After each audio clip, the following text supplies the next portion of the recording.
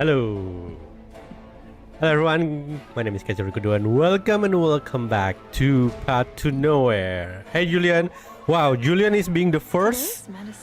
So that could be not a good sign. I'm afraid no amount of candied fruit could match the taste. I think in this episode we're gonna see a lot of people I die. see. It must have been overbrewed. So yeah, we are going to continue the second part of the event.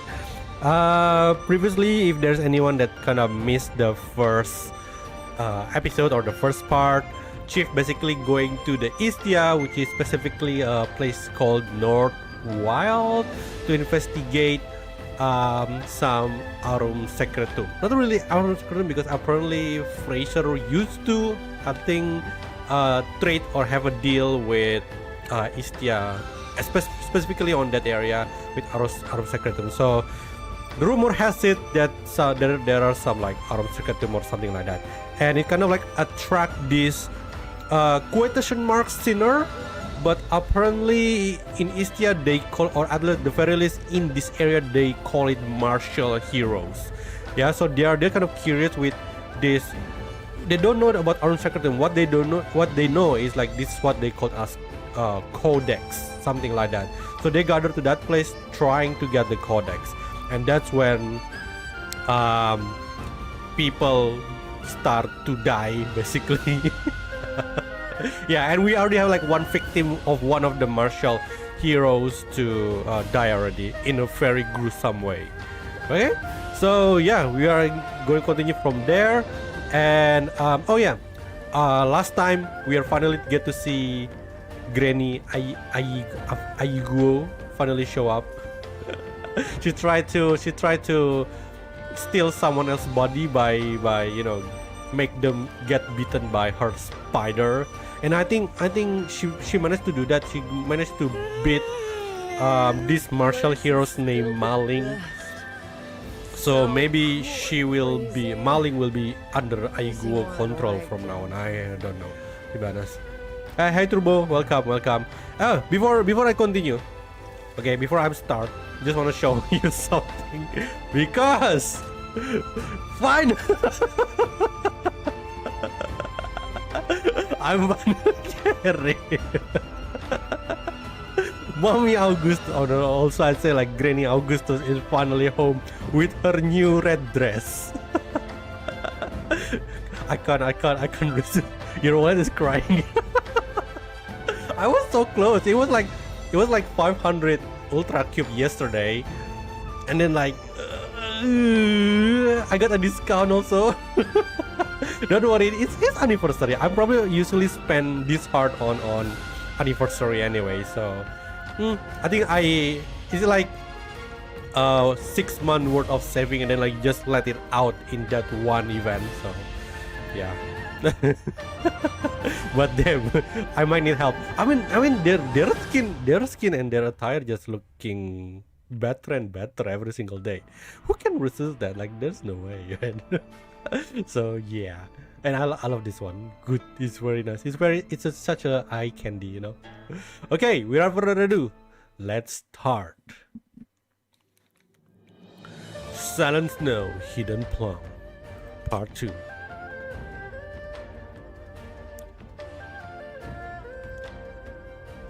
You might want to make a bet of who's going to die next. What am I supposed to do here?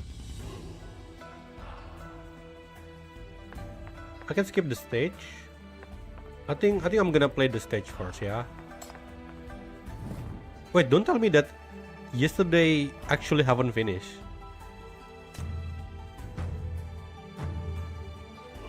Do I still get the reward? I wonder. Or it's just like once a day. Oh crap.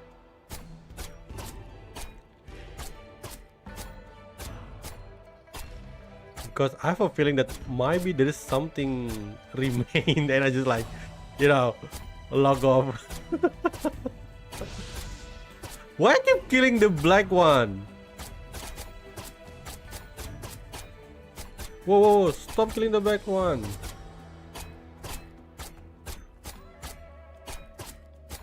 Oh crap.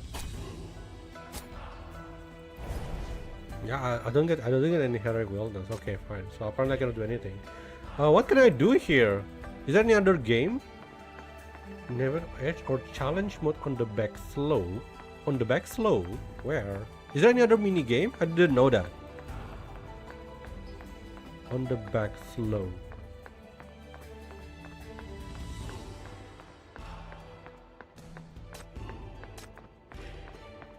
Is it this one? This is the only one that we can actually go up. Is it in the front?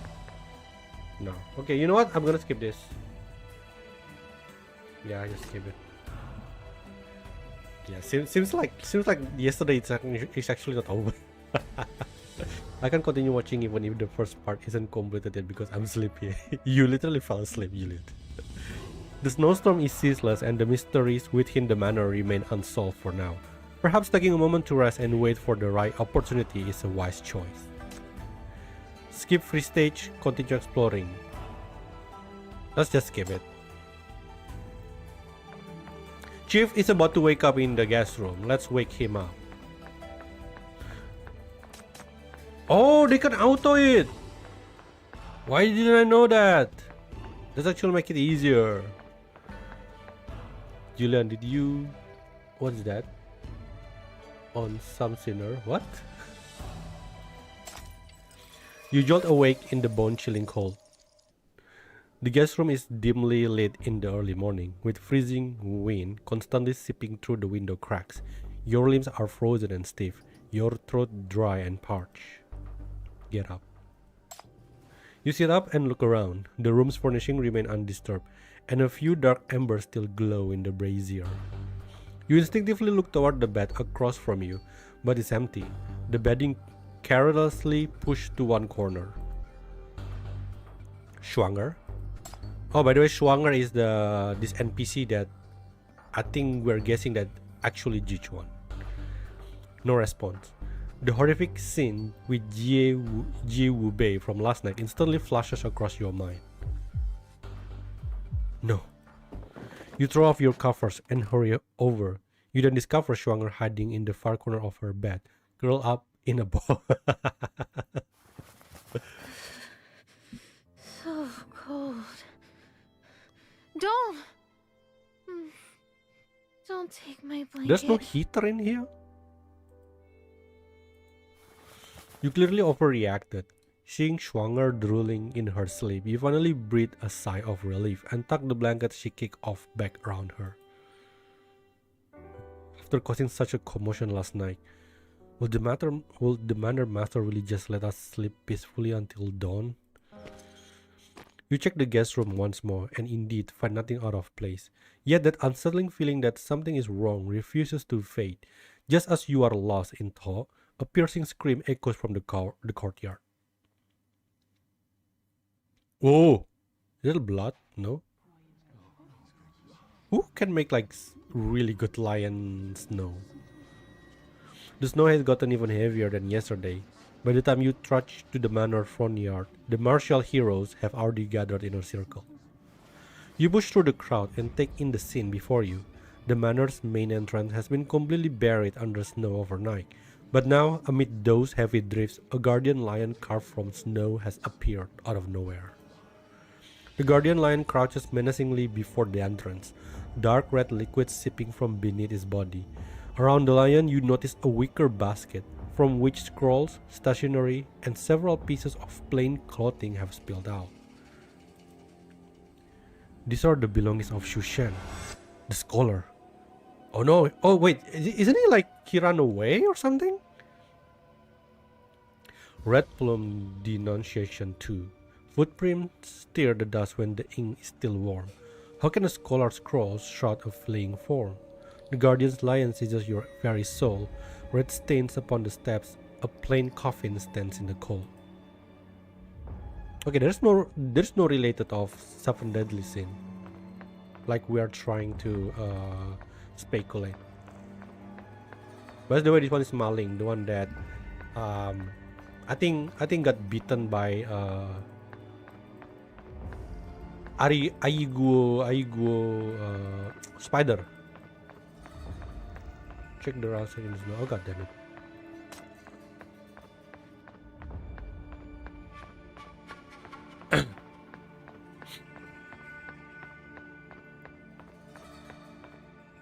Oh, there's so many. Holy shit.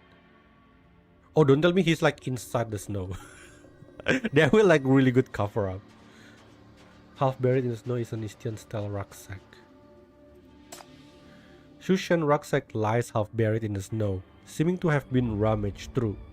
You untie the rope and examine the contents. His money is still in the bag, along with some ordinary items. Only in the innermost layer do you find a small medicine bottle. It is a purplish black with a line of Eastern text you cannot read, affixed to its surface. The stopper has been removed, leaving only the empty bottle. Only a faint, barely perceptible bitter scent lingers. Everyone, I found an empty medicine bottle here.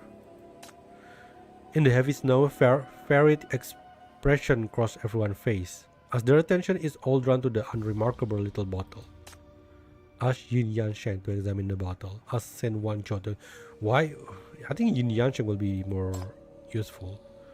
Dr. Yin, I know little about medicine and poison. Could you please examine this and tell us what the bottle contained? Yin Yansheng takes the bottle and cautiously sniffs it from a distance. His expression immediately hardens and he raises his hand, signaling everyone to step back. Step back. Though the bottle is empty, the residual poison lingers. There is no mistake. This is purple haze. So that's it. Su Shen was the one who murdered Master Wu Bei yesterday. No wonder. I would long heard a deep grudge sat between the two. I would just never thought it would have come to this. Yin Yansheng's opinion of you has improved. What? We can gain the affinity from the martial heroes? What for though? Like I think they gonna die anyway. Shen as an option? I mean like I don't think he knows anything about medicine though. A massive snow lion stands amid the snow, its fangs bared and expression fierce. Yet beneath its feet rests a gourd, oddly out of place underneath such an imposing figure. Before you even approach, a rich wine fragrance reaches you. The scent assaulting your nose is sharp and strong, almost overpowering. Some marks are scattered around the snow lion. It looks like someone drank from the gourd and left it behind.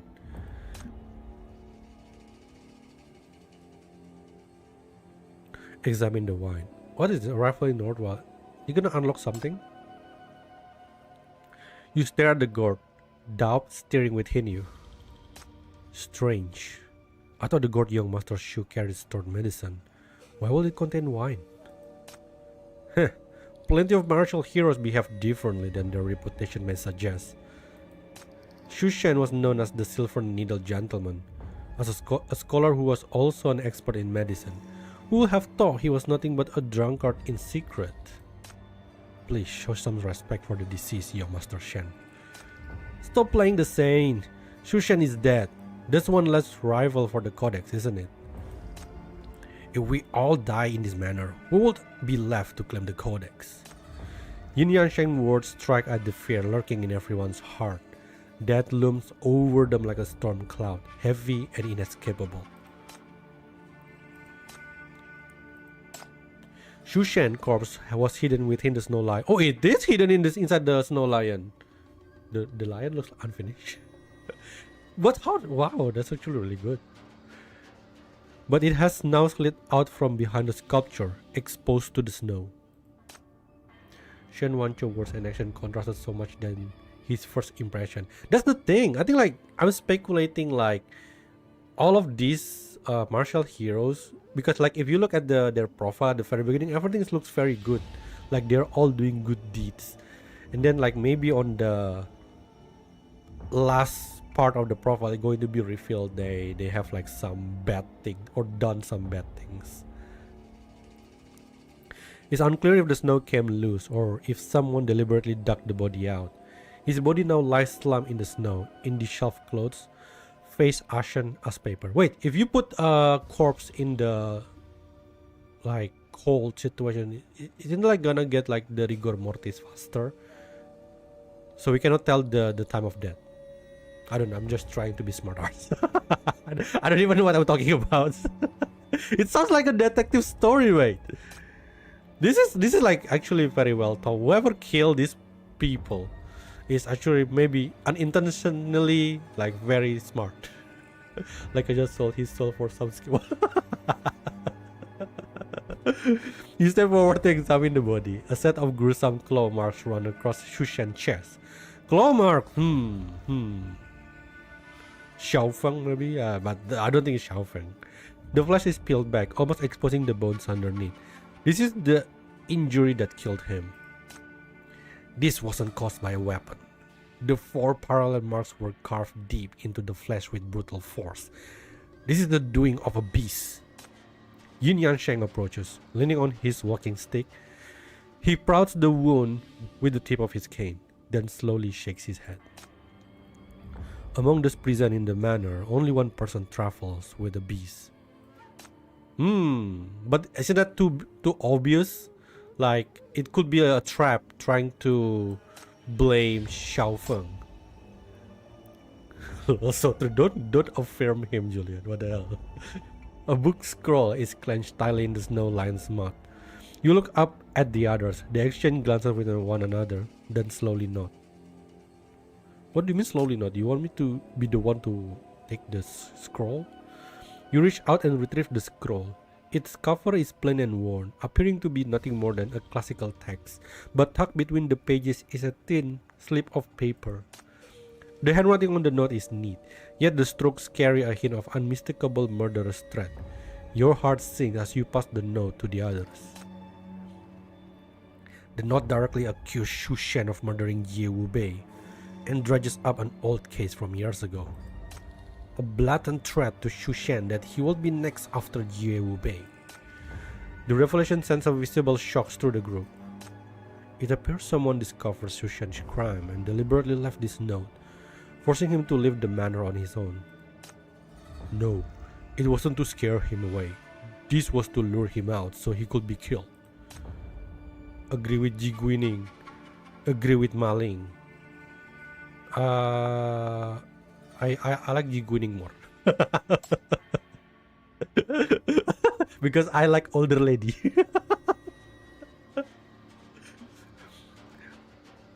Wow, Grandma is kinda smart. Kinda smart.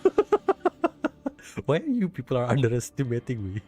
I agree with Lady G's assessment. The manor master had plenty of opportunity to kill Shushan in the manor. Why give him a warning in advance? The note was meant to rattle Shushan, but he was murdered by someone else. Look at these tiger claw marks and the wounds on Shushan's body.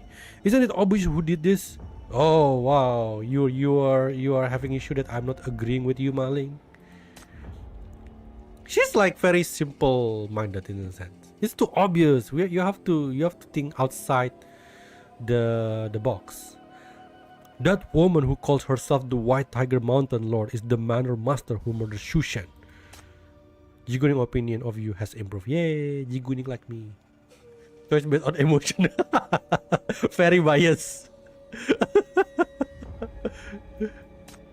Yeah, we love fine wine. Yeah. we can what do you call it? Handshake on that part. Malin kinda emotional too naive, simple-minded for a general. Yeah, it feels like whatever she did is based on impulse, in a sense. I mean, like, she's the one that actually jumped into Jichuan the first time, isn't it? So that is the reason. No, actually, that is the reason why I picked Ji Guining. Totally. I'm not lying. Hi, Ji Guining. It seems clear who Shushan's killer is. The White Tiger Mountain Lord. So she's the manor master. How dare she place us for fools, putting on this whole charade right under our nose. There is no way. The way they're fighting is already different. She committed the crime so brazenly and even deliberately left the body here to humiliate us. Clearly, she does not consider us as her worthy opponents. I mean, technically, all of you are lost against the illusion of Jichuan, so... if she's like the real manor, of course she's naturally gonna look down on you. That's like common sense. Furious, Ma Ling swings her halberd violently. The blade tears through the air with a thunderous crack that echoes through the courtyard, shaking up snowflakes in its wake. Grandma drank on fine wine again today. Then what are we waiting for? Spread out and find her. Now, surely we can take down this evil woman if we work together. Okay, who told you, who suddenly make you the leader? No. Yin Yang Sheng hesitated for a moment, but finally nods. I agree. The longer we delay, the more unpredictable the situation becomes. If she truly is the killer, hesitating will only give her the chance to pick us off one by one. Fine, count me in as well. We are all seasoned martial artists here. She's no match for us. Whoever spots her first, signal immediately. The rest of us will come at once. If we strike together, we can end her in 10 moves. Join the search. Use martial arts, calm the martial heroes down. Okay, it's time to fight. Because I want to beat this guy. Oh no, I'm so weak. 6 to 9, 6 to 7. I'm definitely lost this. 4 to 11, 5 to 9, 3, 13 to 2. Ah, crap. Can I stop the group? Ah, crap. I'm gonna lose, guys. Okay, the only time that I can win is this one because it's 5 and 4. So I'm just gonna pray that he hit 4. Oh, I win. Dead. The beast tracks in the snow and the claw wounds on Shushan's body make the White Tiger Mountain Lord the only suspect. But your instinct tells you that the evidence in this case is far too conspicuous, far too convenient. See, I told you, it's too obvious, mate. It's too obvious. You can't do that. You try to stop them, calling out to make them reconsider, but they are too blinded by rage and bloodlust to hear you out. Only one person remains in the snow. Okay, madam, I think only you and me. I understand, young master. You are too kind to allow this to turn into a bloodbath. But right now, what matters most is stopping the killer. Go on, find the Mountain Lord and get your answers. I will stay and watch young Master Shu body to keep it from being defiled by wild beasts. Oh, she's sus now. Are you trying to remove evidence when we are looking for Xiaofeng?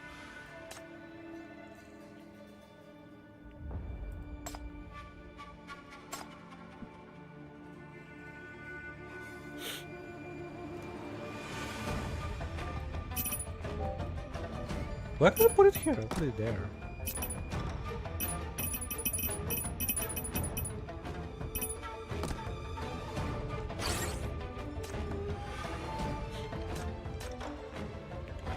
Why is Jiguning always waiting for the body? That could be a good point. Oh, we gotta kill this guy. This guy is actually an enemy. No, Yichuan, don't kill that kid. Poor kitty. No, not kitty. Like we don't kill daughter. We kill this guy though.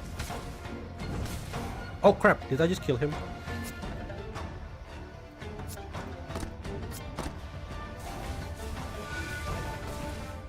Wait, I think only Shushan. Oh, who's this? Only him that actually using his real picture. I mean Ma Ling would become a guy or something like. So it's not really Ma Ling. Even this guy is supposed to be Shushan, but it's not Shushan. This might be Changlei. But only what's this guy name? Yeah, that guy, Brocade. The Brocade one is using his actually original design. I think he actually meant to be a villain anyway.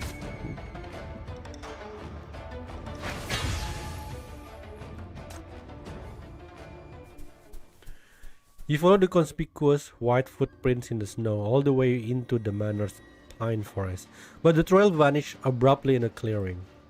Check the last footprints.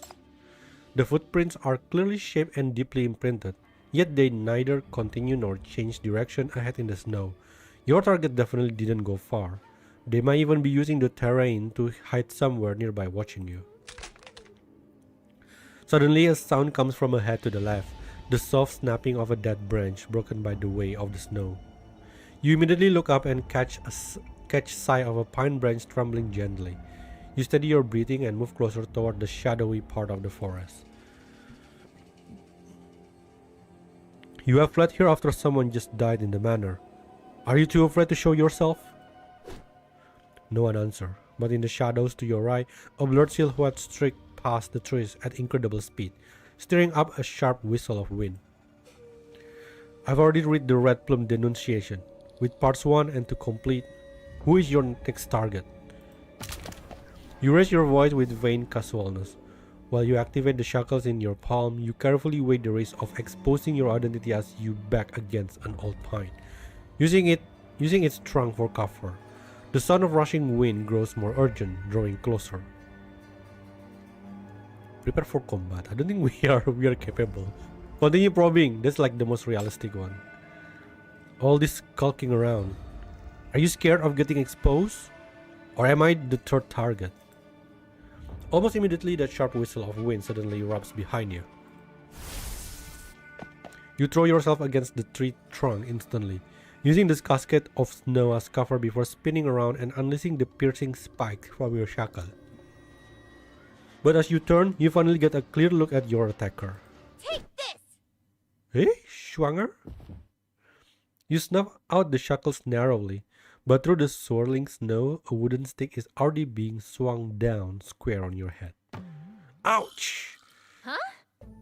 What are you doing here? Didn't you still sleeping? I'm just about to ask you that. Shouldn't you be sleeping in your room? Why did you come here? I was trying to. I was dozing off when I suddenly spotted a suspicious shadow moving past my window. When I went to check on you, you were gone.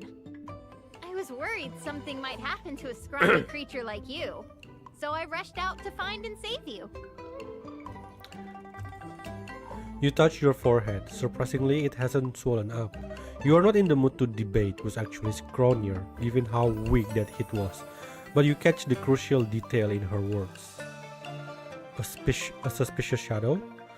There was just an incident at the manor, and all the martial heroes were gathered in the front yard. What did the shadow look like? Something big and furry, moving really fast. It looked like a big cat? No, way bigger than a cat. Those legs were as thick as the diameter of a bowl. Thick as the diameter of a bowl. Doesn't that match the size of the tracks you've been following?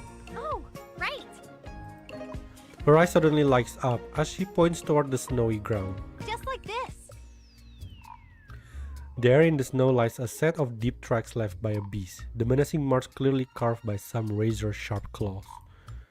Hi, welcome Reggie. But the footprints ended right at this spot when I followed them here. Wait, something's wrong. Move! Too late. The drift of snow beside Schwanger suddenly explodes as a white figure leaps out. When you realize what's happening, she's already been swept away, carving a deep, messy furrow through the snow that stretches yards into the distance. At the end of the furrow stands a massive, fierce white tiger. Oh no, the tiger is abnormally huge. Its shoulders and back bulky like a mountain. It holds its head slightly lowered, gripping the back of Schwanger's collar in its jaw. Its razor-sharp fangs mere inches from her throat. What is this thing? It's a tiger! Don't move! Keep your breathing steady. Don't provoke it. You quickly examine the tiger's build and claws, comparing them with the wounds on the second victim and the tracks. Everything matches perfectly. I didn't get a chance to tell you earlier. The scholar is dead, and this second case might be connected to this white tiger. I'm still not sure if this creature here has anything to do with the manor master, so don't make any sudden moves. Easy for you to say. I'd rather you hadn't told me that. Yeah, that's probably... Auntie Mountain God, help me! I don't want to be eaten. This is so cute. Quiet! The more you struggle, the fresher and tastier you'll seem, and the sooner it will eat you. The little rascal is right.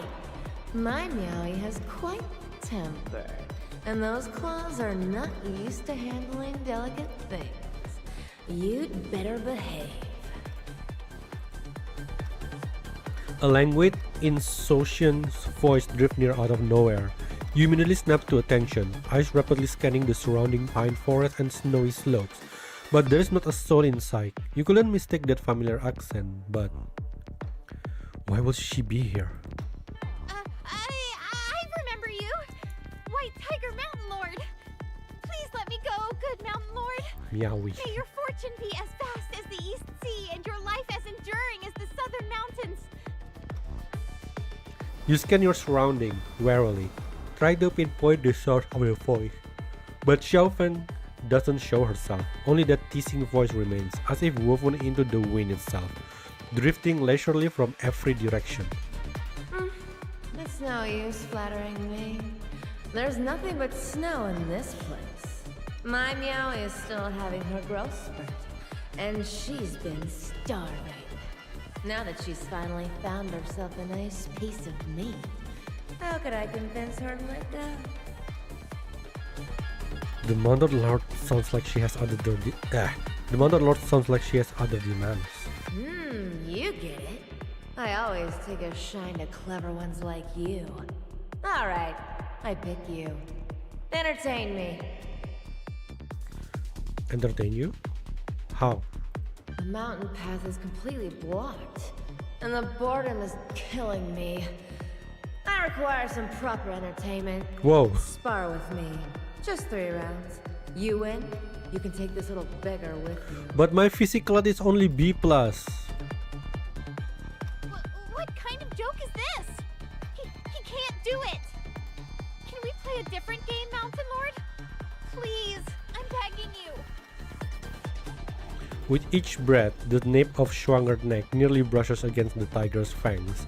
Her face is deadly pale, yet she strains to turn her head and manages to squeeze out a whisper.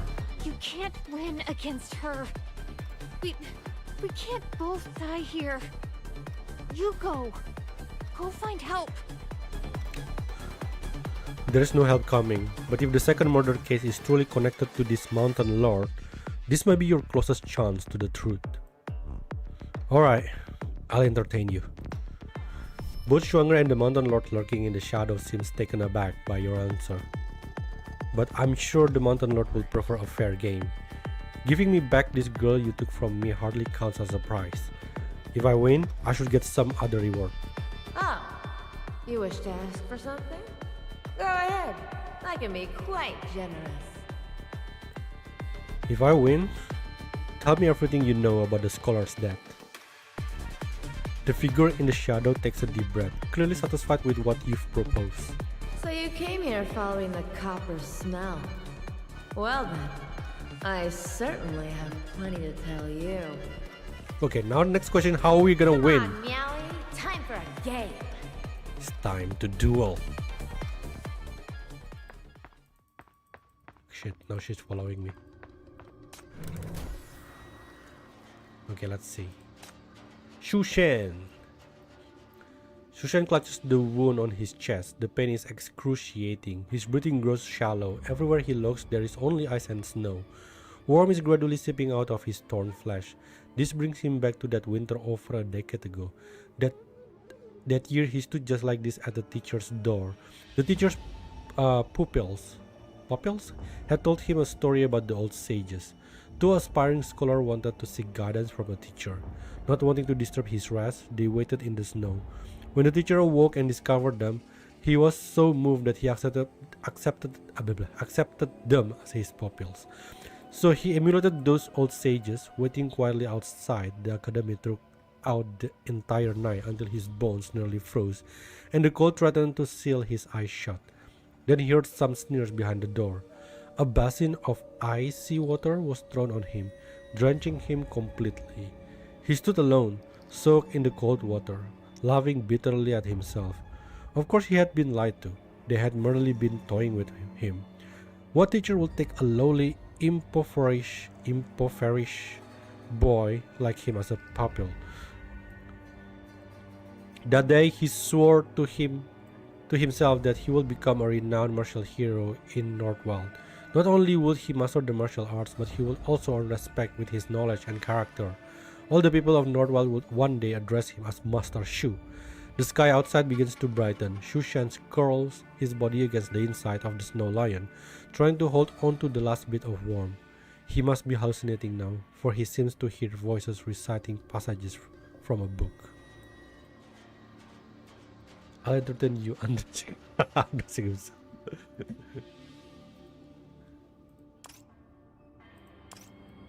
I think you're gonna get a frostbite if you naked in this level of snow.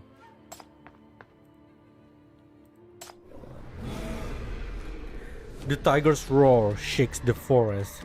The bat is on. The white tiger crouches down, then moves so fast she becomes a blur.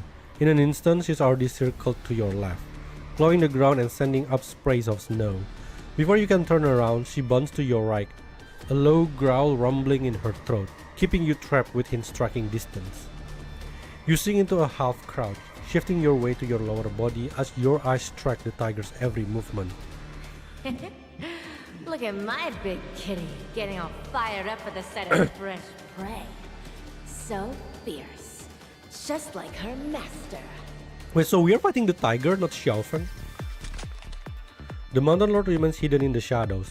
As for Schwanger, the price of this wager, the quotation mark, she was tossed up onto a high branch by the tiger before the duel began, now hanging there in the air. What are you so smug about? You want to be entertained, yet you don't even dare show yourself. If you like skulking in the dark so much, perhaps you should call yourself the Rat Mountain Lord instead.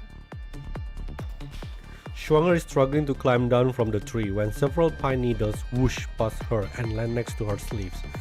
She immediately shrinks back up. Well, the one doing the fighting isn't complaining. Stay put and keep quiet. What? Think that little rascal might lose? Are you kidding me? Do you know who he is? He's the 18th generation disciple of a secret elite swordsman fellowship. He practices the supreme sovereign domination sword technique. You should She's be so cute. shaking in fear. Everyone who want to be Xiaofeng Big Kitty better meow. Oh, give it a rest. That's all you can come up with? Just watch. Meowie will soon obliterate that little rascal. Wait, Meowie is the actual name of the tiger? I thought it's just like a...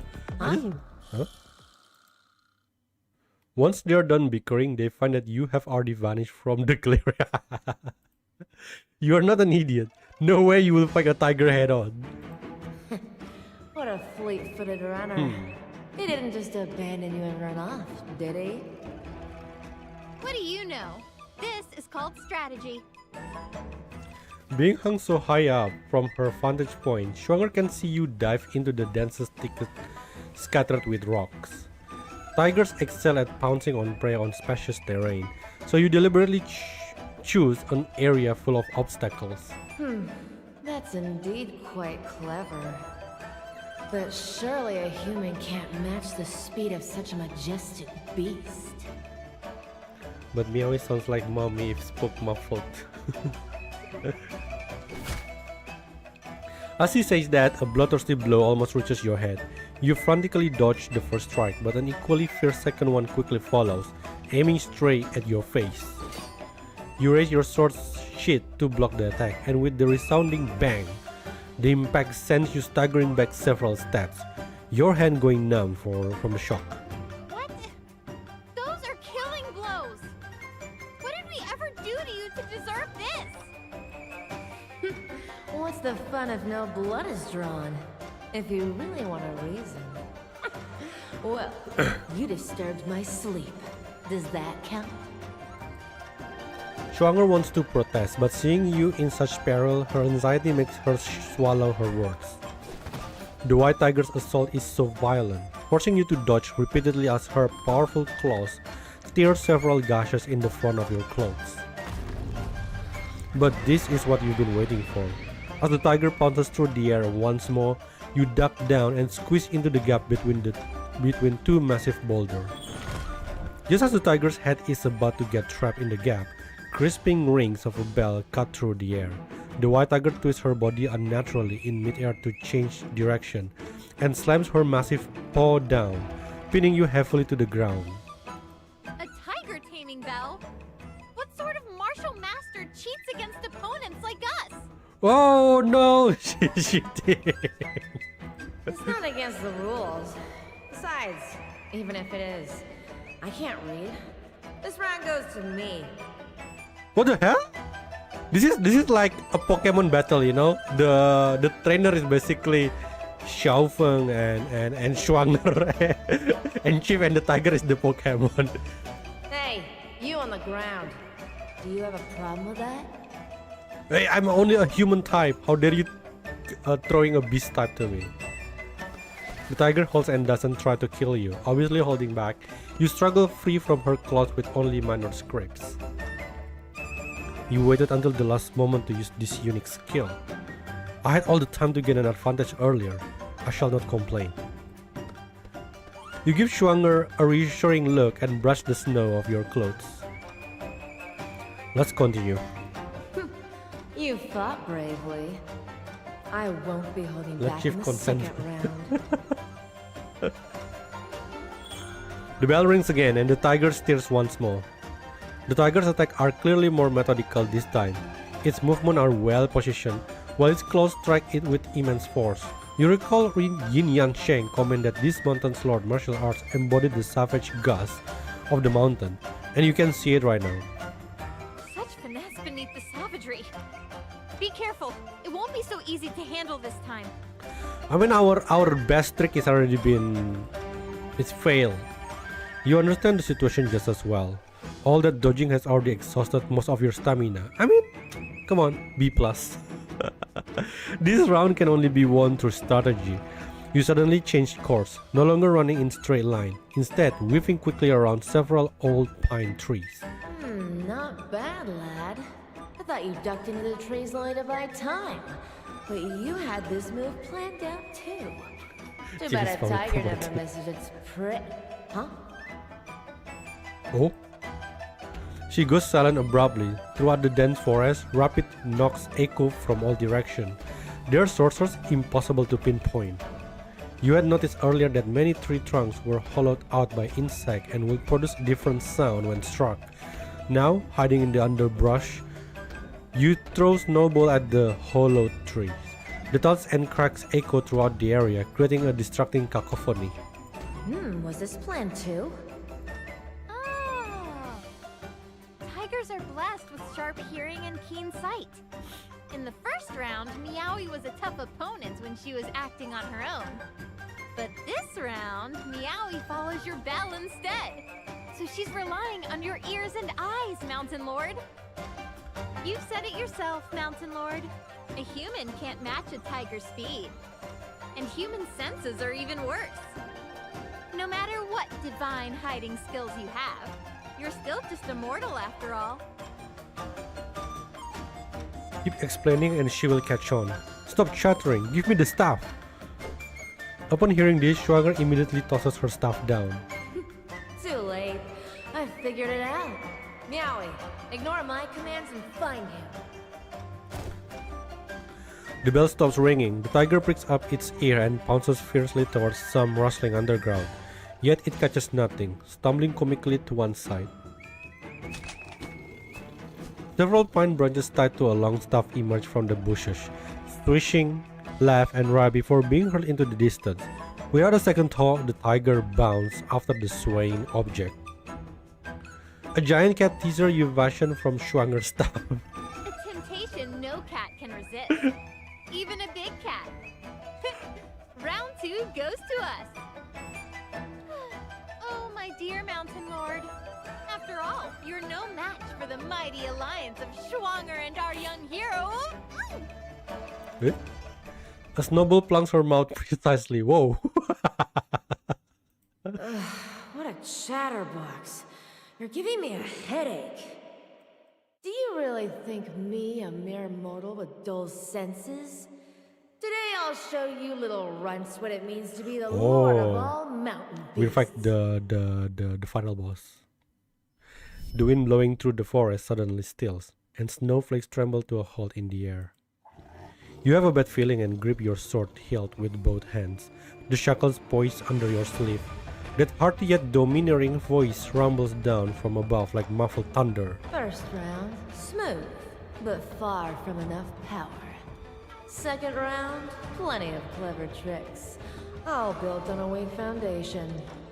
Kids they don't have their dad. Do you want to know the result of the third round? Can the Mountain Lord predict the future too?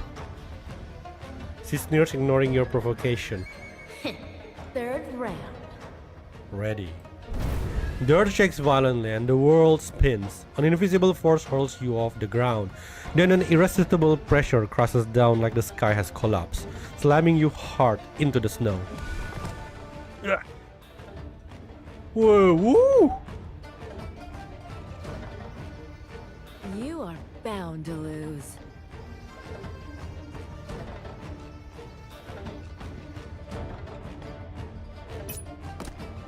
Just for your information, this is not the first time Chief being dominated.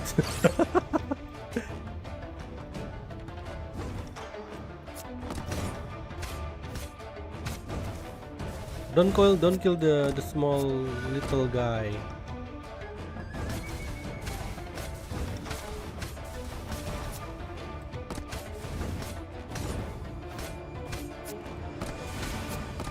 Wait, are you good? Can attack behind? Oh, there's a new one. Wait, I want to see. This guy's a new one. Whoa.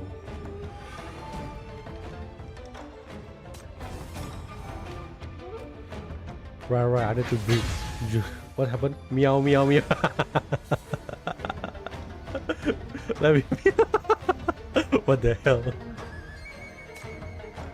Oh boy! The Mountain Lord fights fiercely and squarely. Her every move bold and sweeping. It's unlike the cunning trap and treacherous scheme you've seen these past few days. After careful deliberation, you decide not to release your shackle. Yeah, because we kinda enjoy it. By the time the third round ends, you don't even have a chance to get back up. Because we don't want to. Oh my god. So, ready to accept the outcome of our bet? You are indeed formidable, Mountain Lord. But do you remember what our actual bet was? Of course. Best of 3, right?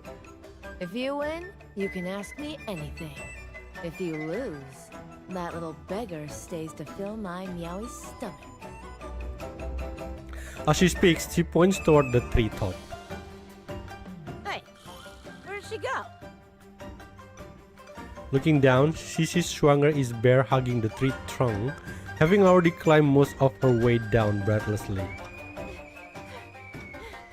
I couldn't escape while you were watching, but both you and Meowie were busy just now. I Lihat only must Hollywood rest. seize the chance, right? Xiaofeng's gaze turns back down at you, still pinned to the ground, and an unexpected hint of appreciation flashes through her eyes. A decoy, huh? That was your idea, wasn't it? I must say it's quite clever, but too bad. I'm not letting that happen. In the blink of an eye, she's already at the base of Schwanger's tree. Schwanger is only a few feet from reaching the ground, but her escape route has been cut off. Young hero, do you think tigers can climb trees? I think they can. Funny you think I'll need to do that. Oh, is she gonna punch the tree? I know it. Xiaofeng throws a punch at the tree trunk, and the thick, sturdy tree shudders violently, cracking up in spider web-like patterns. Schwanger screams as she slides down, about to fall within Xiaofeng's reach. I'm not becoming an appetizer!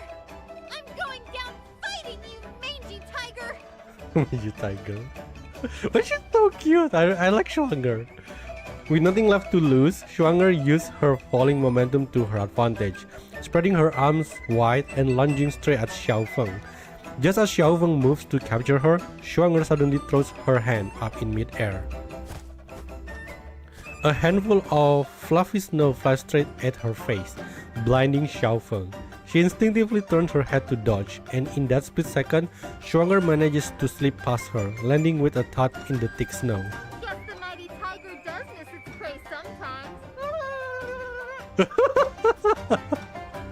Oh my god, I love this story so much. I know, right? The character is so fun. Furious, Xiaofeng tries to bend down and sees her, but Schwanger immediately pulls her head out of the snow and quickly grabs another handful, flinging it frantically. Somehow, the snow lands right in Xiaofeng's eyes. Whoa! Look at that!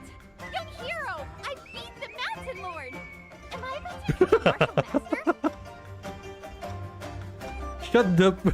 Shut the hell up and run! This Chip actually swearing just now. Sugar scrambles to get up, but this time she fails to escape. Xiaofeng's claws have already clamped around her wrist. Not bad. Huh. I admit, that was really entertaining. Did we win? Xiaofeng slowly wipes away the snow from her eyelids, letting Schwanger struggle futilely. Futilely? The angle of your aerial attack was quite cunning. And you indeed caught me off guard with that sneaky throw of snow. But even more What's this interestingly... dialect? Her grip on Schwanger's wrist gradually tightens, and the flow of energy between her fingers becomes faintly visible. The chi flowing through your body is a jumble, lass. Ow! Let go of me, you mangy tiger! You're such a bad loser! With her vital pressure point grip, Schwanger gasps sharply from the pain. Xiaofeng's brow twitches almost imperceptibly, and the amusement in her eyes deepens. So, if I were to just snap your wrist right now, do you think that would awaken your hidden talent and make you a martial master? You can't scare me with such an empty threat. Your name is Xiaofeng, right? That's If you Xiaofeng? try anything, the folks in Ping'an Town won't let you get away with it. Xiaofeng chuckles and suddenly relaxes her grip. She casually picks Schwanger up before tossing her back at your feet. Oh, I wouldn't dare try. You're quite a fierce little thing. Way more savage than my Meowie. Rawr. Yes, one would probably suffer from indigestion after having such a feisty little snack. Meowie deserves better quality cat food, Mountain Lord. Oh, that reminds me. I almost forgot we still have an unresolved contest. How about we call it a draw this time? You and Schwanger exchange a glance. Clearly neither of you wants to leave empty-handed after such a farce. Reading your thought immediately, Schwanger suddenly clutches her chest and collapses heavily at Xiaofeng's feet. Oh, but the White Tiger Mountain Lord has a reputation for being both mighty and reasonable. Surely you won't just walk away after bullying us common folk? In that case, when I get back down the mountain, I might have to tell everyone to reduce the offerings to the Mountain Lord from now on. If you have a request, spit it out. Cut the dramatics. According to our wager, if we win, he will tell us everything about the scholar's death. Then it's not a draw, we only ask that you honestly answer one question. Would that be acceptable? I know what you want to ask. Can I be your kitty? That's probably what Julian would ask. Xiaofeng picks at her ear and leans back against Meowie with a smile. The man at the manor entrance. I didn't kill him. The atmosphere suddenly grows tense. Her answer is far too direct. Does it? You should know, Mountain Lord, that I'm not convinced by your answer. The fatal wounds on the scholar's chest were obviously claw marks left by a fierce beast. What claw marks? Did Meowie go wandering around without me knowing again? There were 3 parallel wounds on the scholar's chest, each as long as an adult's palm, running down diagonally. They do match the wounds caused by a big cat swipe, spaced roughly 4 fingers apart, penetrating deep into the flesh with the skin layers torn out. As you speak, you begin to hesitate. You're a bit slow on the uptake, aren't you?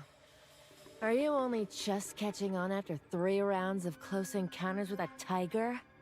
Wait, don't tell me that Meowie only have 3 claw. Shuanger still looks confused, so Xiao Feng snaps her finger. Come on now, little kitty.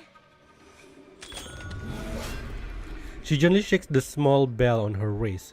Meowie responds to the sound, raising her paw to swipe at a nearby intact tree trunk, leaving a clear set of deep, fresh claw marks. Tigers do vary in length, so the depth and force of the mark should be uneven. But the wounds on the collar, they are too uniform. Did someone discover Meowie's presence and want to frame her? Oh well, what can you do? Sometimes troubles will find a tiger who's minding her own business in the mountains. I suppose people are jealous of my power. Someone's afraid I'll mess up their plans. I get it, I get it. If it's that manor master hiding in the shadows, why would she do this? Is it to divert attention, or does she have other intentions? Somehow the specific shape and angle of those fake claw marks seem familiar to you. Why are you still dawdling? Just go find her and ask. Her? Xiaofeng clearly sees your concern and has reached the same conclusion as you. Who, Ji Guining?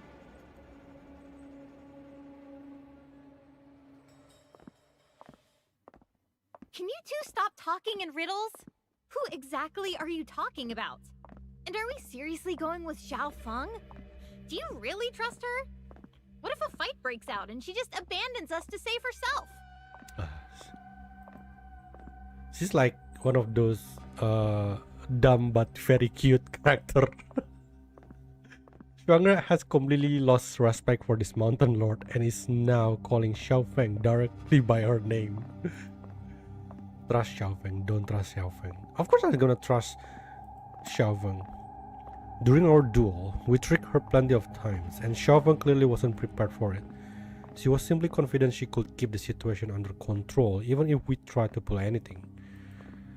At yesterday's banquet, she was the only one who saw through the Manor Master's trick, and she held her own in a direct confrontation with the Manor Masters. If she really meant to harm these martial heroes, she wouldn't have to go through so much trouble. She seems more like a nosy spectator, though that's puzzling in its own way. But I just don't think she's a good person. Her tiger is already so fat, and she still wanted to use me as a snack. Hey, I can hear you, you know. No respect to the mountain lord. Xiaofeng waves at you from up ahead, signaling you to follow her toward the suspect guest room. Behind her back, Shuanger makes a face sneakily. Whether it's Xiaofeng or the Manor Master, as long as this manor remains in lockdown, the culprit hiding in the shadows won't stop. Only by finding out the truth can we prevent more people from getting harmed. Ah, that's the spirit. Too bad now's not the time for rallying cries. A flash of red darts past the corner of the corridor ahead. Xiaofeng stops in her tracks, and her tone becomes uncharacteristically serious. Well, we got to know each other through our little scuffle, and I consider you my new friends. Oh, So, we're friends a already. gentle reminder, we're about to start playing a new game now. I'm scared of Catwoman. Not gonna lie, Meowie does look fat in her splash hour. I thought she just looks big. I don't think it's fat though. I'll check it again later. What game? Red light, green light. Oh no, is it gonna become Squid Game now? A sinister, cold presence spreads suddenly through the air. You suddenly realize the countless thin threads strung around the corridor pillars, under the eaves, and even between the shadows on the ground, weaving a web that surrounds you completely. Oh, so it is Ji Guining. Did she set up traps in advance because she was expecting intruders? What happened if we touch them? How much longer are you going to keep guessing? After examining the setup, Xiaofeng deliberately snaps one of the threads. A weapon comes flying out at them, whooshing through a gap without triggering any new mechanism. Now, even Shuanger recognizes it. Oh, it's Ma Ling! Is it Ma Ling? Because Ma Ling is the one that have traps, isn't it? That's General Ma's Crow Beak dart. What a coincidence, right? This is probably the person who tried to frame me by faking those claw marks. Also, he used her halberd. The claw marks on the scholar's chest are all fatal wounds, but he was killed by only one of them. The martial heroes gathered here use hidden weapons, poisons, or even sonic attacks, but only General Ma collects traditional weapons that could produce that kind of lethal cut. That flash of red we saw earlier is probably her. Seems like she wasn't just trying to frame us. She also planned to use these traps to get rid of us after the exposure, before we could confront her directly. No wonder that she's so eager. Squid Game moment. Don't move an inch. Do you have a death wish? Are we It's trapped? hard to stand still with your paw pressing down on me. If we snap another thread, we'll all be turned into pincushions. I can't believe like a beggar now is like best friend with the mountain lord. I just blocked plenty of those darts for you, and you won't let me borrow your shoulder for support? Besides, if I really wanted to hurt you, I could have just shifted when that arrow came earlier. You'd be clutching your knee and crying now. Pow pow.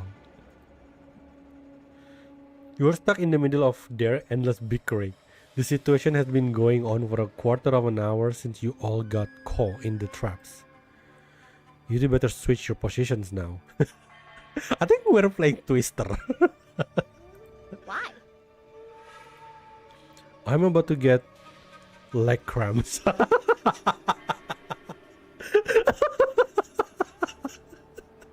Oh my god, Chief.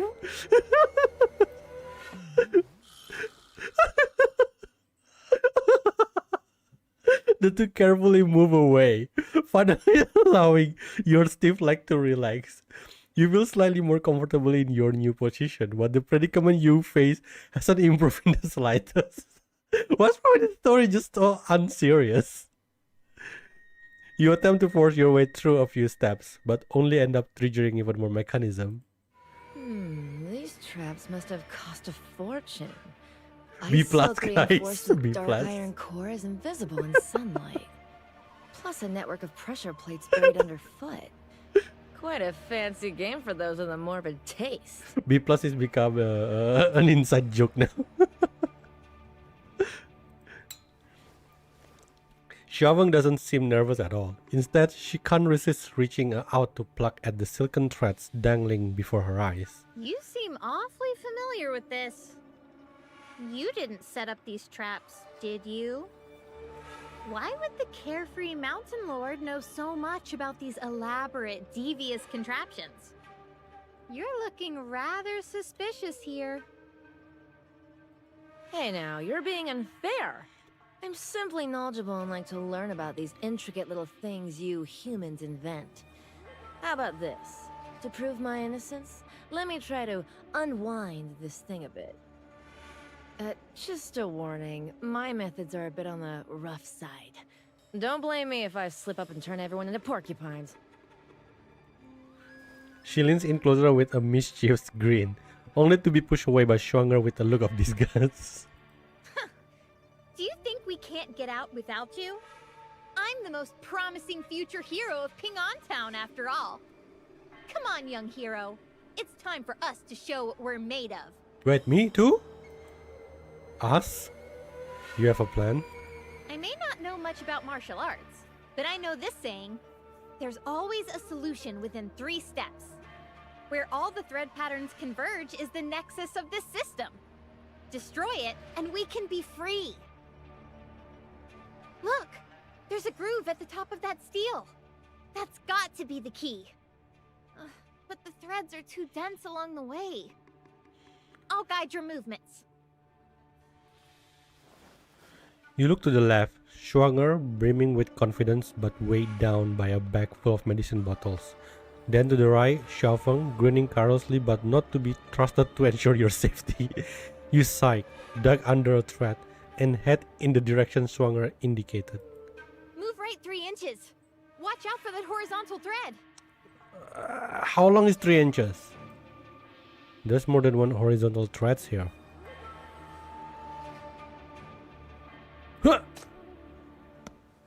You gather up the hem of your ancient robe and slowly crouch down, lifting your head to watch those nearly invisible threads pass mere inches from your forehead.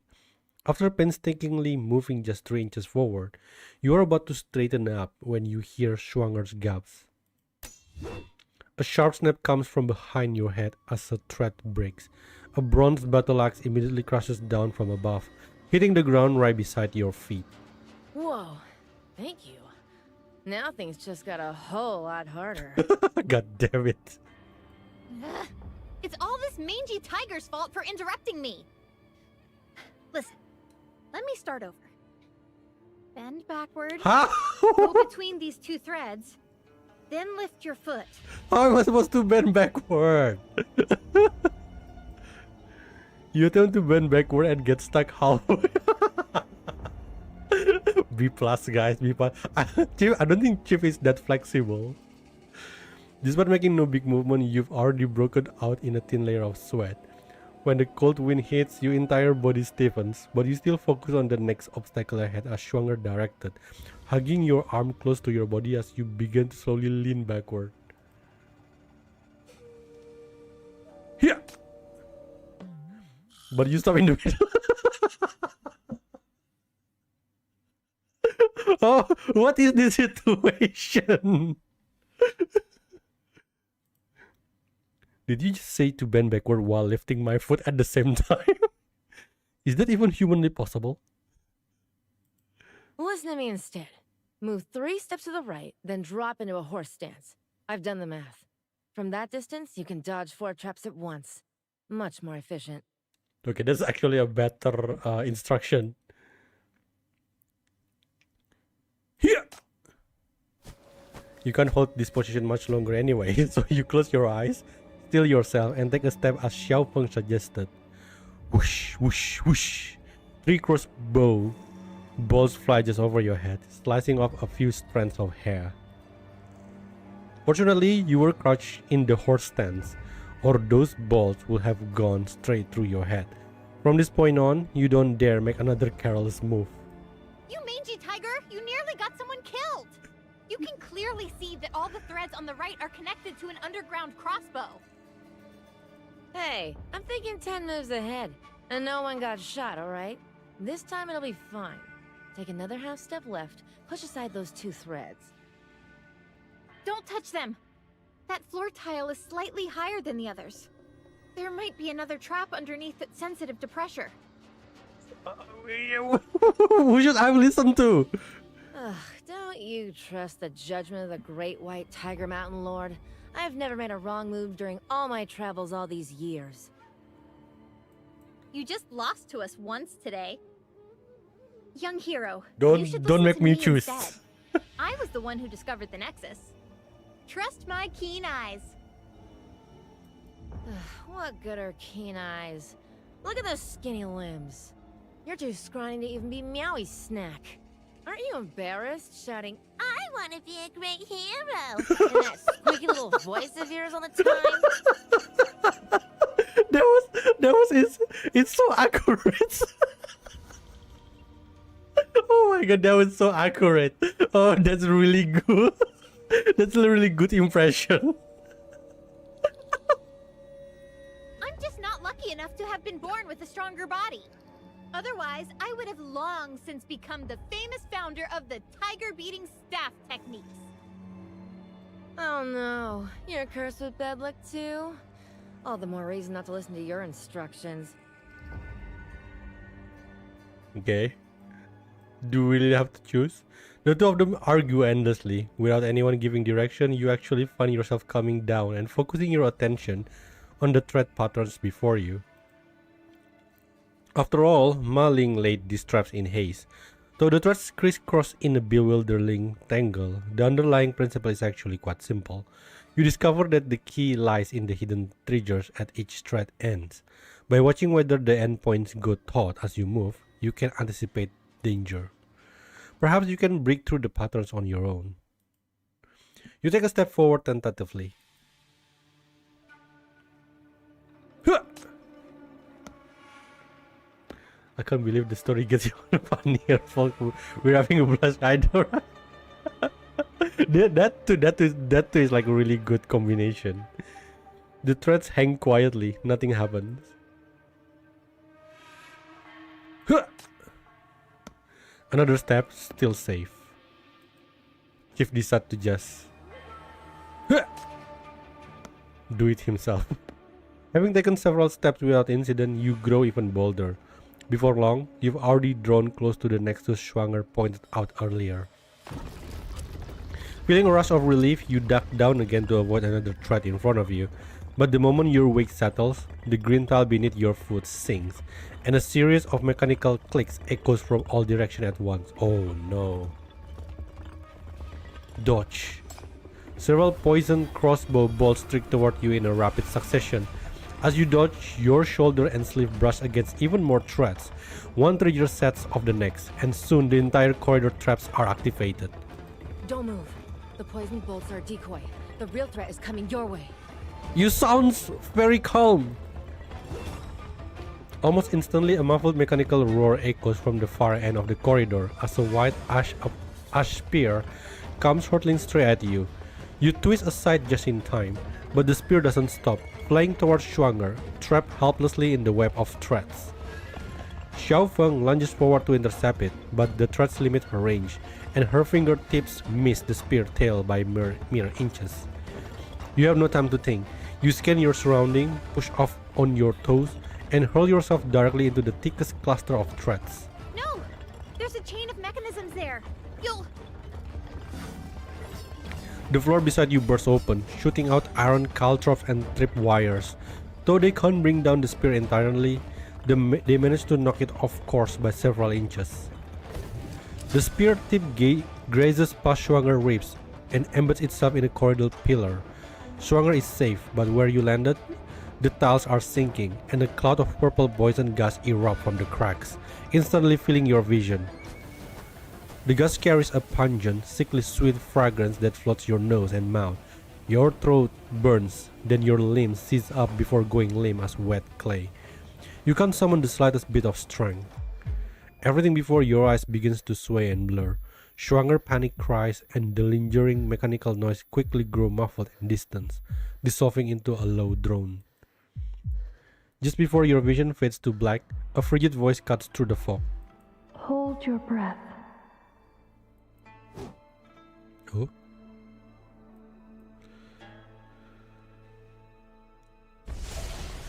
Eh? A white flash from a blade cleaves through the air, instantly dispersing the poison gas in its wake and severing the countless ice silk threads. The hidden weapons triggered at the other end of those threads are also instantly struck down and shattered like rotten wood. Through the swirling snow and lingering mist, a slender figure in white descends gracefully. She stands against the light, strike back like a pine tree, the sword in her hand a hazy shadow. In your dazed state, you think you glimpse winter plum blossom blooming from the blade's edge. Are you hallucinating from the poison? Gather your breath in your abdomen and guard your heart. Try to keep the poison from rising. She's so pretty. Her silhouette, her voice, even the technique of that sword strike just now, everything matches perfectly with the person behind the curtain at the banquet yesterday. It's the master of North Snow Manor, Jichuan.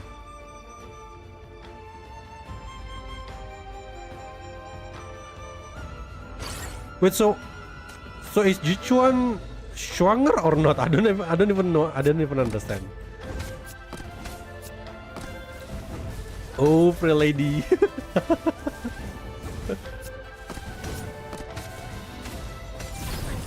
Nest is immune to the deadliest poison! Crap.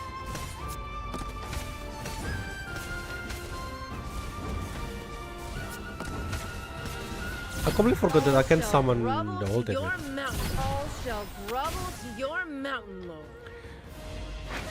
At this point, we just have to enjoy. I know. You are Hold your breath. Don't move. Just opening your mouth makes your throat tighten up. sharp burning pain shooting straight to your lungs. Darkness floods your vision, leaving only blurred patches of color and light swaying before your eyes. Jichuan has led you away from the poison gas and helped you sit down in the clearing behind the meat-like pavilion. Purple haze burns when it meets blood and turns solid in your veins. If you speak now, the poison will follow your breath and attack your heart even faster. Do you have a death wish, young hero? Oh, the way it calls us is the same. The way she calls you young hero feels strangely familiar. Before you can dwell on it, her palm is already pressed against your back, and a gentle yet irresistible flow of internal force begins to curse through you. You want to turn back to look at her, but her other hand gently presses down on your shoulder.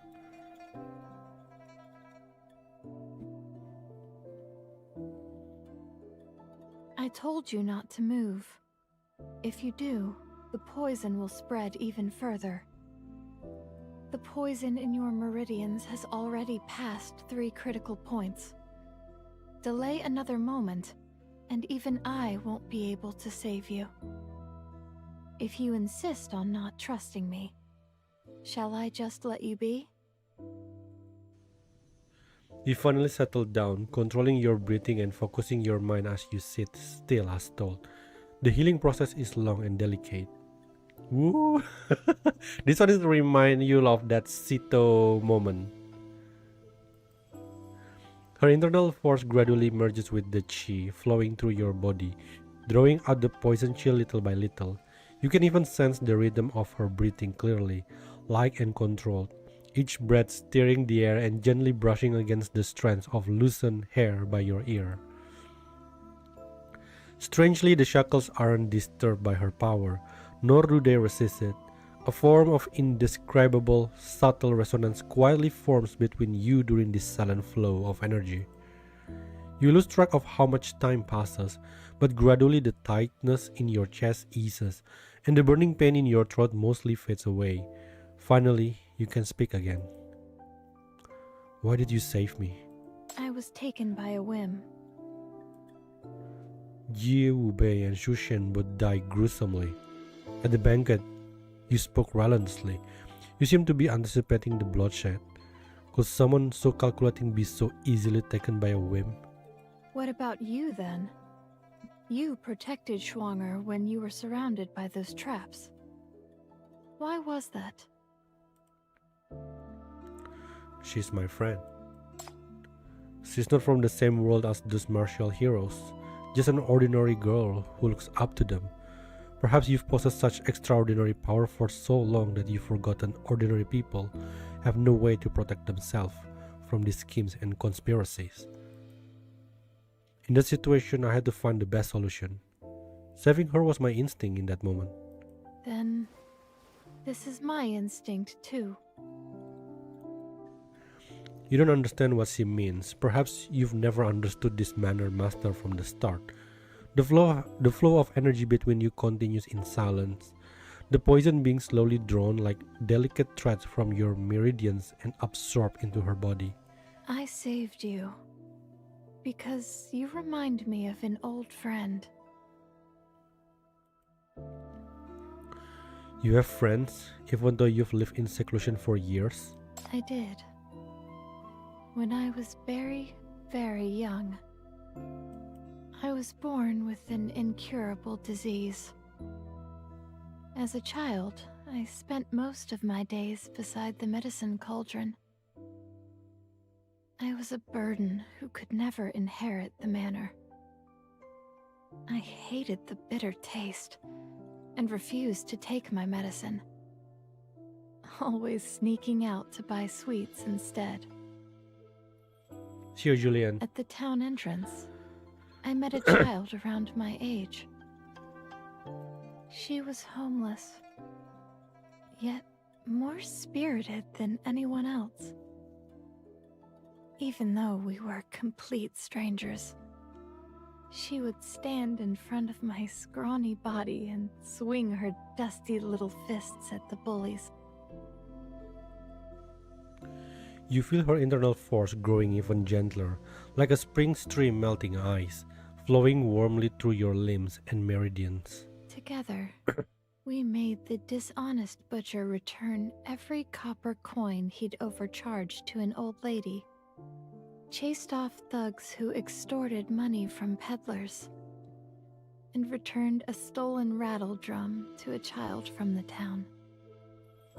Back then, I knew little about martial arts. Yet I felt more truly alive than I ever have since. Her tone is gentle and unhurried, completely different from the intimidating presence in the meeting hall. You can hear nostalgia and even sadness in her voice. Are you healing me? Because of that old friend? I failed to keep the promise I made to her.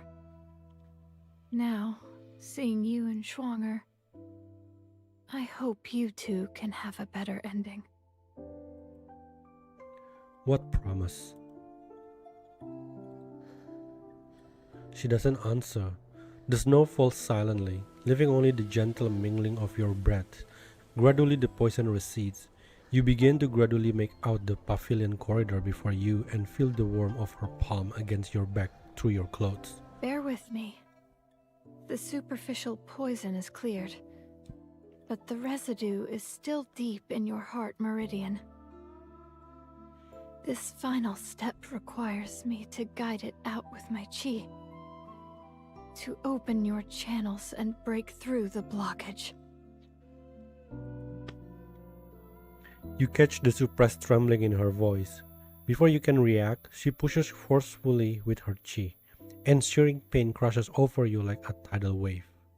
First, your chest will feel frozen. Then your limbs will go numb and tingly, followed by a burning sensation in your abdomen. Don't be afraid. These are all normal signs that the poison is being purged.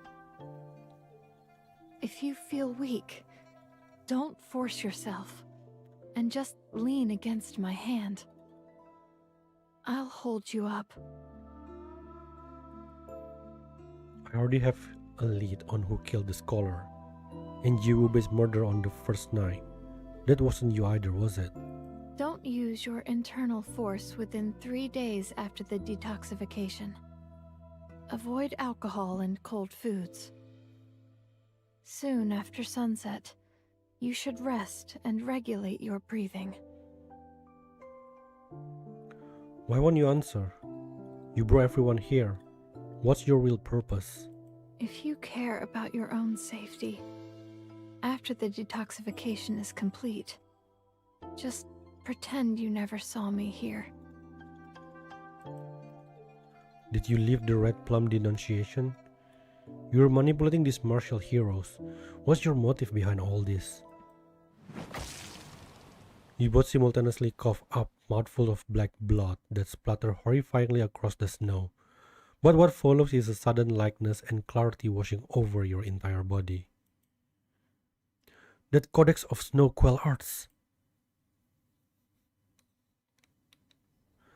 When you turn around, there's nothing behind you. Only 2 pools of black blood remain on the snow, like a pair of linked plum blossoms painted with ink. The bitter wind howls past, sweeping away any lingering traces of her presence.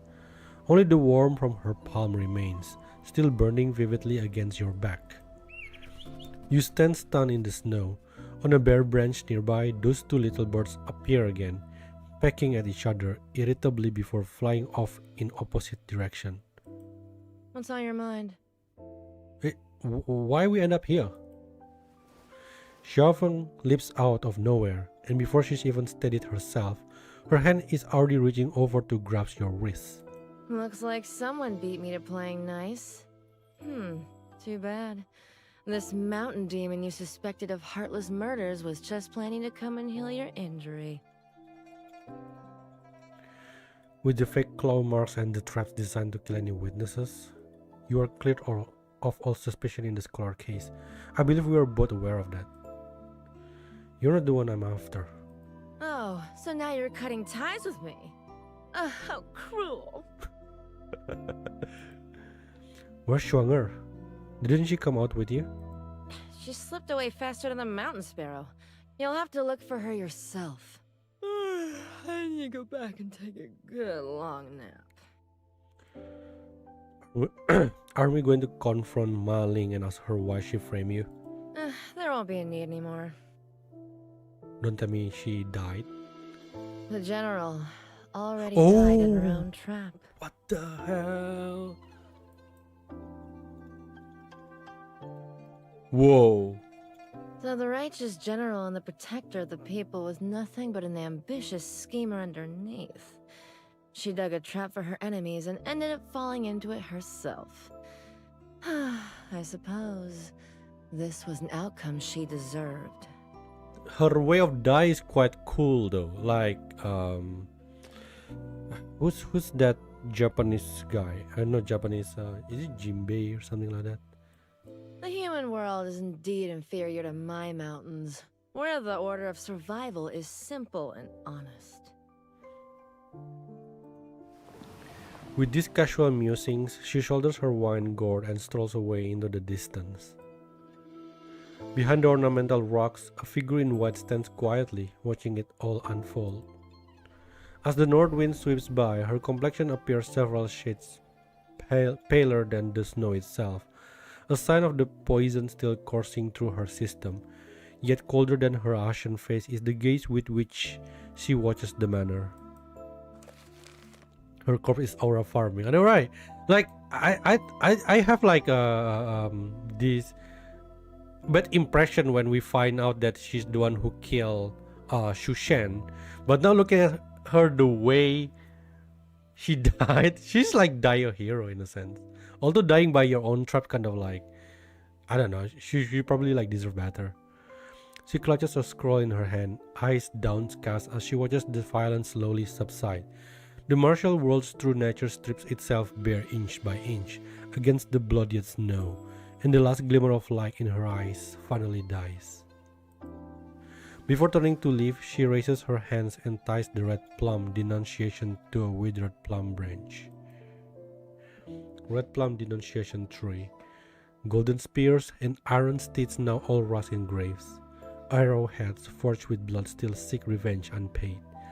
In a realm of decay, if a rotten trunk is to hold the sky, the world shall hear no songs of spring, only a muted cry.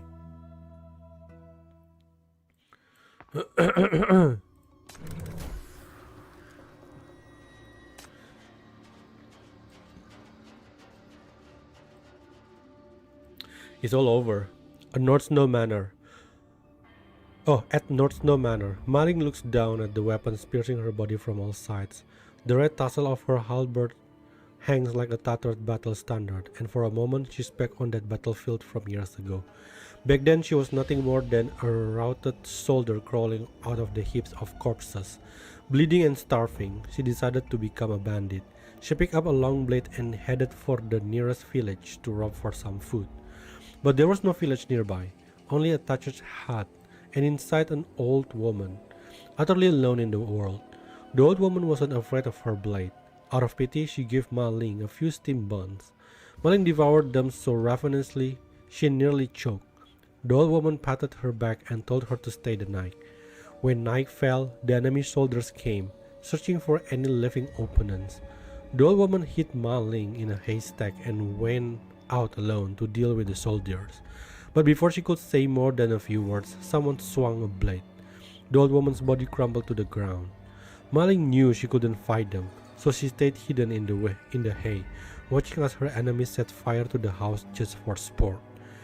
Tears streamed down Ma Ling's face as she beat down hard enough to crack her own teeth.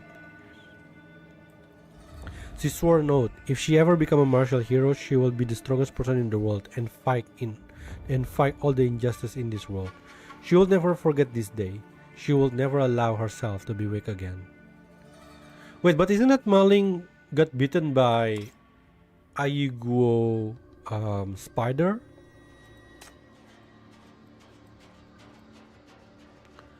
Haha, why are you leaving that here? The White Tiger Mountain Lords won't accept it. The boy beside her says, this is the best paper crane I've ever folded. I'm offering it to the Mountain Lord so she will help find my doll. The girl mimics the revered bowing gesture she has seen from her father. Oh, don't be stupid. The Mountain Lord doesn't have time for your trivial errands. She's the legendary martial hero of White Tiger Mountain. You think she will help you find a doll? The boy scoffs. But suit yourself. The Mountain Lord won't touch your offering if she doesn't want to grant your wish. She won't take your silly paper crane. With that, the boy runs off to play outside the shrine. The girl waits through the night. The next day, she rushes eagerly to the shrine to check. The paper crane seems to have been touched, but is still there. It seems the Mountain Lord didn't accept her offering. She will never find her doll. Does the White Tiger Mountain Lord truly listen to our prayers? The girl wonders.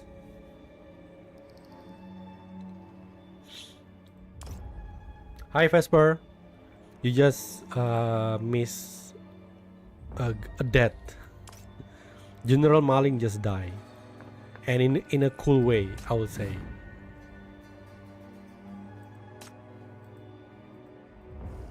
I don't understand this part. What is this? New. Sparring with Nordwald martial heroes has earned you the Budding Master trait, which unlocks dialogue option with this tag. Imitating move and cobbling together techniques from here and there. You finally grasp the basic of a few rudimentary skills. You know what? If suddenly after this Chief can do Kung Fu, now maybe he has a chance to have like go one-on-one with Asina. Oh, there you go. Let's check. You crouch down to examine the bloodstain on the ground. They still feel warm on your fingertips. Maling died here moments ago. Yin Yansheng and Sen Wanchou stand off to the side. The robes of both men have been torn, with sleeves and hem slashed open sharply, and they are too busy to arrange their clothing. The two argue in hushed tones, their words last with anger and suspicion. Clearly, they were also assailed by the trap formation on their way here. You and Xiao Feng were just trapped together by the mechanism, and after that, the Manor Master personally treated you for the poison, so the killer cannot possibly be either of them. That leaves only one possibility. Maling's killer is among these three: Yin Yansheng, Xin Wanchou, and Ji Guining, who has yet to arrive. But how is Ji Guining can move fast to here though? Unless suddenly the plot is Ji Guining actually can walk. Maybe. That's usually like a twist in a murder mystery. Weapons of all kinds lie strewn all over the scene in disarray, as though a brutal struggle has just taken place. Maling kneels on the ground, her halberd fallen from her grasp. Her armor is in tatters, with several blades protruding from her side, shoulders, and back. Blood streams through the gaps in her armor, staining the white snow beneath her crimson. Like a defeated general, she still struggles to hold herself upright, refusing to fall. You move closer to examine her, but Shen Wanchou shouts, stops you in your tracks. Watch out! Maling set up these traps all along the path. I barely escaped with my life. She was putting on an act. She wanted to kill us all and claim the codex for herself. Maling is the true Manor Master. Well, it's clearly not. You don't answer him. Instead, you walk straight to Maling and search through her garment. Soon, a blood-soaked note slips from her chest. Shushen has taken the codex down the mountain. You look up as the snow lashes against your face. Every clue points to a single answer. The one who killed Shushen staged the scene, ambushed everyone. The one who wanted to secure the codex before the others did was Maling. Schwanger stands beside you now, her face ashen. The death and betrayal she has witnessed these past 2 days far exceed even her darkest imagining of the martial world. Comfort Schwanger. Oh no, I want to take her hand. You try to comfort Schwanger, but she doesn't seem to hear you. Her gaze simply rests on the corpse slowly disappearing beneath the snow, eyes vacant. Weapons lie strewn across the scene in chaotic disarray. This doesn't look like the site of a duel between two people, but the battlefield where armies clash. You crouch down to examine the weapons scattered all over the ground. Their design, positioning, and the way they work in tandem, all of it matches the network of traps you encountered earlier. Only this time, the one caught in the trap is none other than the very person who laid them. Judging by your disheveled state, I take it you also fell prey to Maling's traps, as did I. This Maling's signature techniques, Might of Hundreds. She channels her internal force to control all her troops at once or create little traps with mechanisms. Who would have thought such a seemingly honorable hero will turn out to be a master schemer? She killed Shushan and framed the Mountain Lord, only to walk into her own death trap. Investigate the trap. Can I use... I don't know, the chance is low to win. You move in closer, examining the traps carefully. This array seems similar enough to the one you encountered earlier. Dozens of weapons rigged with hidden triggers activated simultaneously, cutting off all escape routes. Once the victims step into the array, blades would strike from every angle, killing them in an instant. It seems that the traps that ambushed you earlier were indeed Maling's doing. I wonder if we're doing the other choice, it will actually reveal, the cause of that, and then kind of can lead you to who's the culprit is. Sure enough, you find several more crow beak darts among the scattered weapons on the ground. The dart is short and heavy, its blade curving like a bird's sharp beak. If used at close range, it could easily tear open a wound that closely resembles a claw mark. By comparing the crow beak dart with the claw mark on Shushan's corpse, you can easily confirm who his true killer is. I see you've noticed it too, young friend. Maling used these very darts to leave the wound on Shushan's chest. Which means Shushan's killer wasn't the White Tiger Mountain Lord, it was Maling. I cannot do that. Question Yin Yangsheng. You can't help but raise your head to meet Yin Yangsheng's gaze, your tone steady. With your expert medical knowledge and experience in the martial world, Dr. Yin, how could you not have noticed that Shushan's wound was fake? I'm indeed quite ashamed. The corpse was disemboweled and there were those white tiger tracks in the snow. I misjudged and naively assumed it was the work of a savage beast.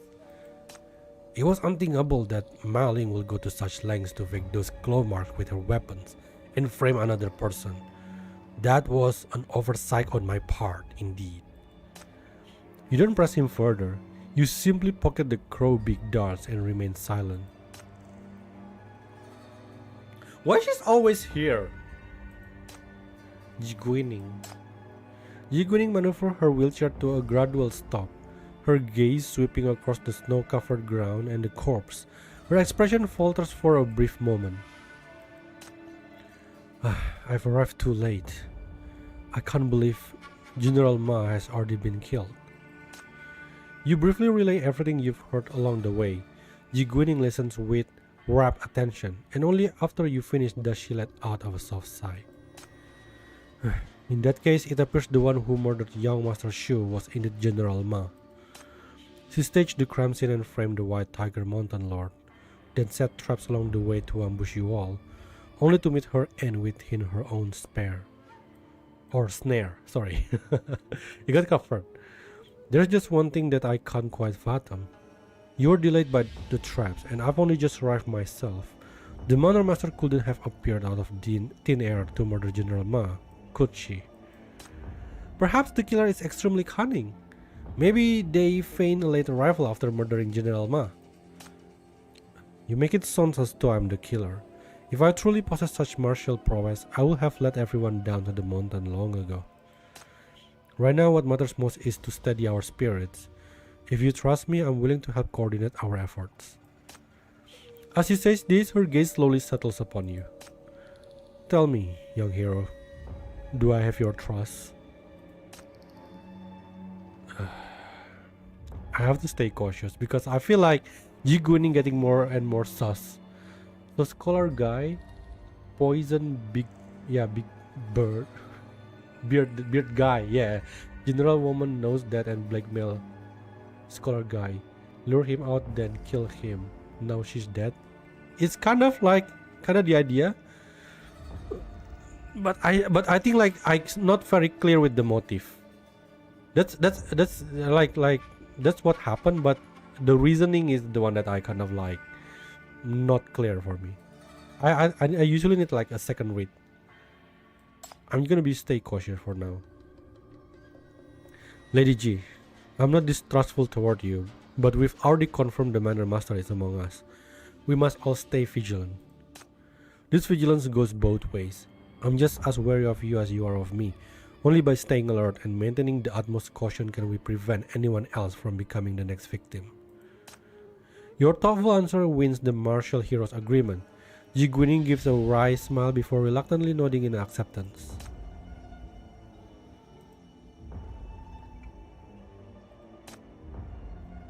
Well, there's so many. Oh, let's get some of this thing because I need to level up my skill.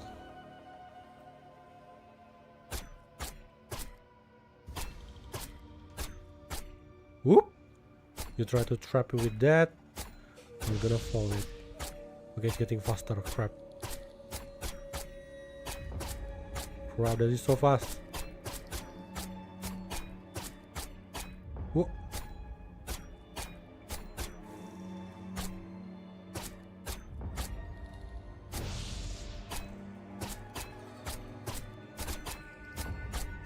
Woo! That was so close.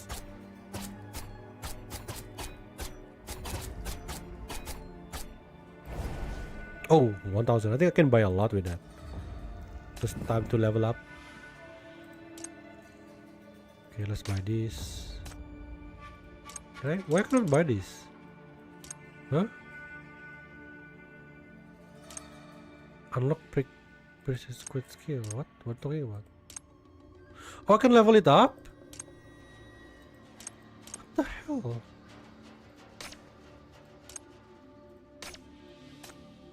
Oh no, I just randomly buy things. Unlock precious skill. Oh, you for fuck's sake. Ah, damn it. Damn it.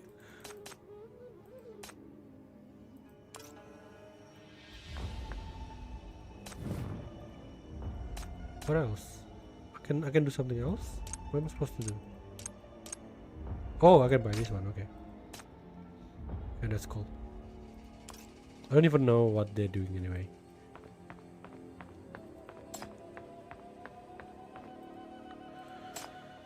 The body lies face down in the snow, blood still warm. A cold wind sweeps across the courtyard where the rattling blades make a mournful cry. The martial heroes stand around silently. Finally, Jiguinin speaks. Maling is dead. Only a handful of us remain in the manor. The manor master is undoubtedly hiding among us. Oh, we're playing Among Us now. I still don't know what you're after. But Manor Master Jiang, listen well. If you think we will simply bare our neck for the blade, you are sorely mistaken. The Manor Master is expected to strike again tonight. We will follow young Master Shen's plan. If anyone spots the Manor Master, don't engage. Whistle immediately to alert the others and retreat to the meeting hall to regroup. Why don't we just stay together then? I refuse to believe that she alone can take all our life while we stand together. She's nothing but a coward lurking in the shadows. But she already beat you at the beginning. Her righteous words earn a chorus of approval from the martial heroes. Everyone clenches their teeth in fury, eager to hunt down the Manor Master and end this nightmare. Something stirs within in you. Tell them the Manor Master purged your poison. Down with the Manor Master. Hold on, everyone. The Manor Master did not kill Ma Ling. Just now Xiaofeng and I were ambushed on our way here and fell victim to the deadly purple haze poison. It was the Manor Master herself who treated me. Judging by the timing, she couldn't possibly have been here when this happened. Yes, I saw her too. She was dressed in white, exactly like the figure we saw at the banquet. How naive. Have you already forgotten? At yesterday's banquet, she conjured an illusion of herself right before our eyes to trick us. Your poisoning and subsequent treatment were nothing but another layer of her deception. She wants to sow discord among us, turn us against each other, and make us destroy ourselves. Young Master Shen speaks the truth. Whether you saw the real Manor Master or a double, she did declare her intent to take our life. Everyone here heard her loud and clear. Ji Guning falls silent. She lowers her gaze, her expression serene, having already aligned herself with the martial heroes.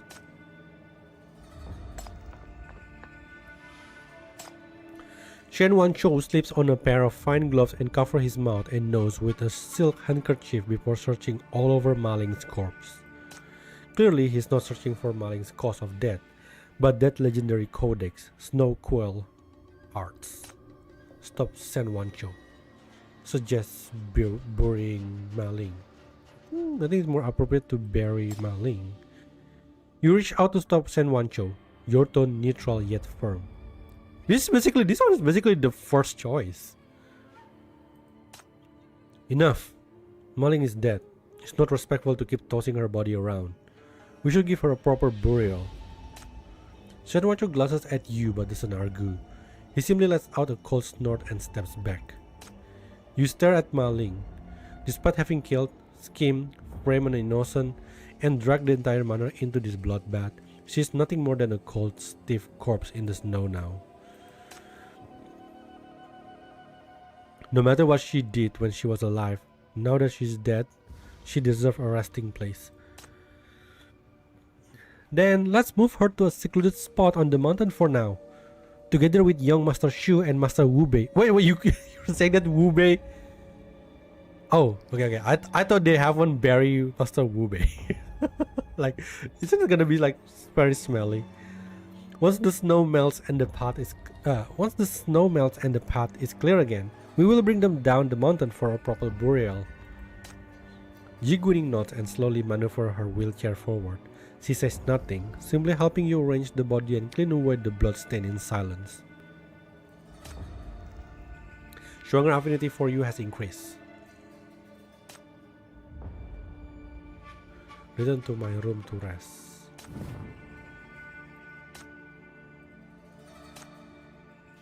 I'm not even sure what the hell is this. What can I do with this? Oh, this one?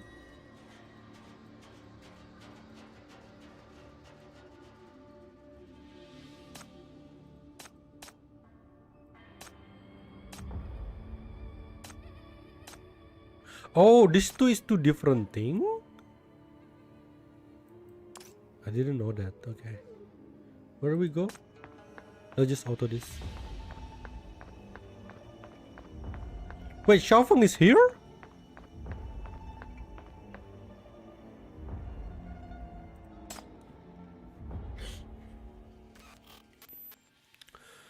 All is silent in the pitch black night. Shroll remains unresponsive. I completely forgot about Shroll. Fortunately, such advanced technology is beyond the understanding of the people here in Northwild, so you've been able to carry it without raising suspicion. You sketch several crude plum blossom in the snow with a twig, each one representing a guest at the manor. The first night, Ye Wu Bei died in his guest room. His death was gruesome, killed by a strange poison that made him vomit his guts out. You draw an X over Ye Wu Bei plum blossom. Everyone assumed it was the manor master doing at the time, meant to intimidate the heroes. Who would have thought the real killer was the timid-looking Xu Shen? Xu Shen received a threatening note that night and decided to flee the manor. Okay, I think this one kind of explained what you said.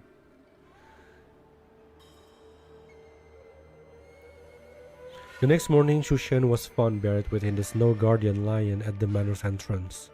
Everyone thought it was an open provocation from the manor master. Judging from Xu Shen's wounds and the traces around the scene, all evidence pointed to Xiaofeng. But it was in fact Ma Ling who murdered Xu Shen. She staged the crime scene to frame Xiao Feng, and even made excuse to disperse the group so she could set traps along the route and eliminate them all. You cross out the plum blossom representing Xu Shen, then turn your gaze toward Ma Ling. Known as the General Invisible, Ma Ling always presents herself as bold and chivalrous, so it's shocking that she was capable of such acts. On our way to confront her, we accidentally triggered her traps, which even contained the rare poison purple haze that was used to murder Jie Wu Bei. The next morning when we found Ma Ling, she had already died in her own maze of traps. Based on the time of death, the killer couldn't possibly have been the manor master of or Xiao Feng.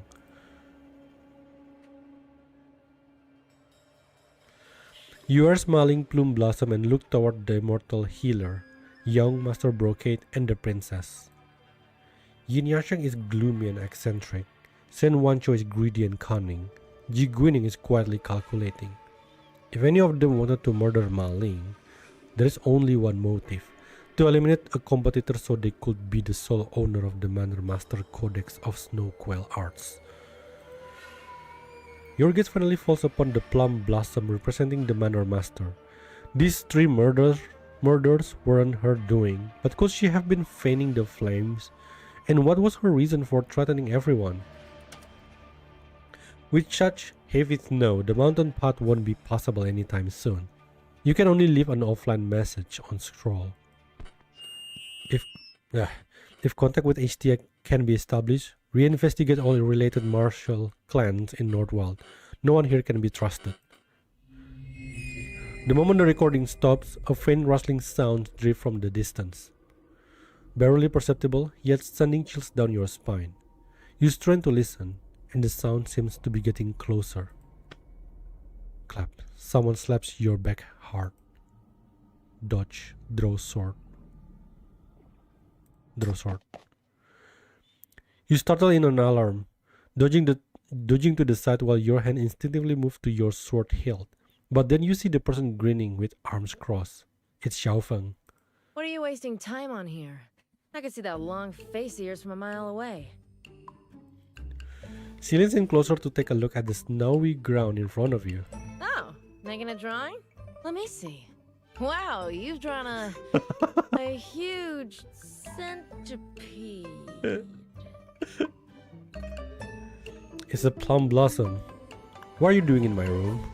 Hey, we were as close as family just this morning. Don't be so cold. Guess what goodies I brought you? Oh? What did you do, Schwager? Before you make a guess, she yanked out a small figure in yellow from behind. Schwager? I've been looking for you for so long. Where did you run off to? Her face is somewhat pale, and she shrinks back behind Xiao Feng guiltily. Guess where I found her? In the kitchen. Oh no. She was crouching by the stove all by herself, clutching this huge roasted sweet potato and munching away. Got her red-handed hogging the food. After you left me all alone in those traps, I didn't dare move a muscle, waiting for you guys to come rescue me. I waited so long, I nearly froze into a snowman. Or snow woman. Well, that can't be right. I remember I went back specifically to check, but I didn't see you there. Hey, what are you drawing? Schwager starts drawing with a wooden stick next to your plum blossom. I'm drawing a big, dumb tiger. An awful, ungrateful I want to see the tiger. The drawing. You're not the only one who knows how to draw. Oh? She shoves Schwager aside with her bottom, clearing the spot before lifting her foot to start sketching in the snow. I'm drawing a chattering little sparrow getting squashed by the rear of the tiger you're drawing. They're become bestie already. When Schwager crawls back indignantly to take a look, there is nothing in the snow but footprints. Where's the sparrow? I need to smudge it. I was only pretending. You're so weak and tiny. I don't even bother drawing your little sparrow. Huh?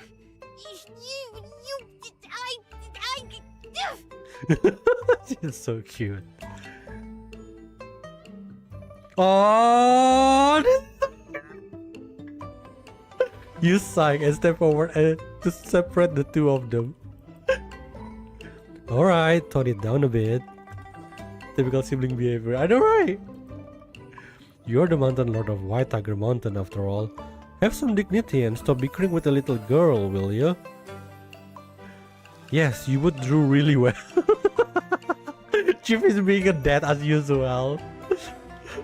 Amid the squabble, the tense suspicion and worriness from these past few days somehow seems to be fading. The bright snow in the courtyard feels serene, and even the howling wind no longer sounds so harsh. So, feeling better now? About what? Nothing. As long as you seem fine. She smiles and gazes toward the far end of the courtyard. Schwanger has also perked up, bouncing around in the snow and waving at you. Hey! I built a snowman! Come and look! When you go over to look, you see only a few lopsided white lumps in the snow, the shapes barely recognizable. Yay, plus 2 daughter, which is kind of like too big. What is this supposed to be?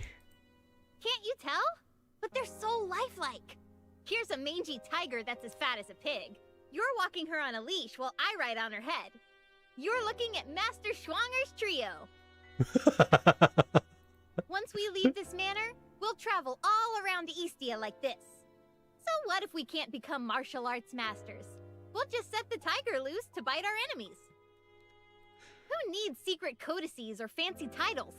We can still wander the world and help people along the way with our swords.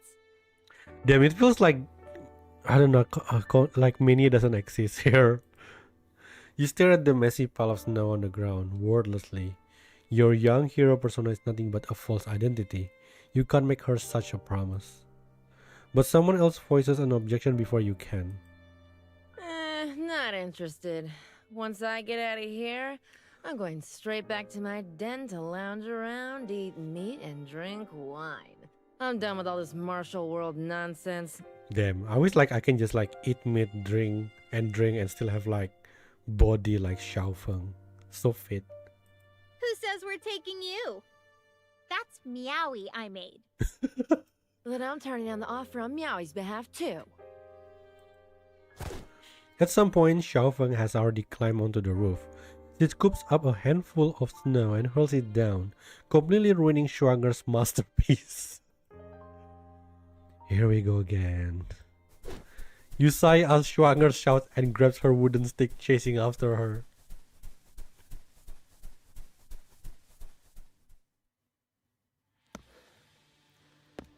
But of course, Schwanger can't catch up with Xiao Feng, who's fast like a gust of wind. She can only stop in the corridor, gasping for air. You mangy tiger! Slow down!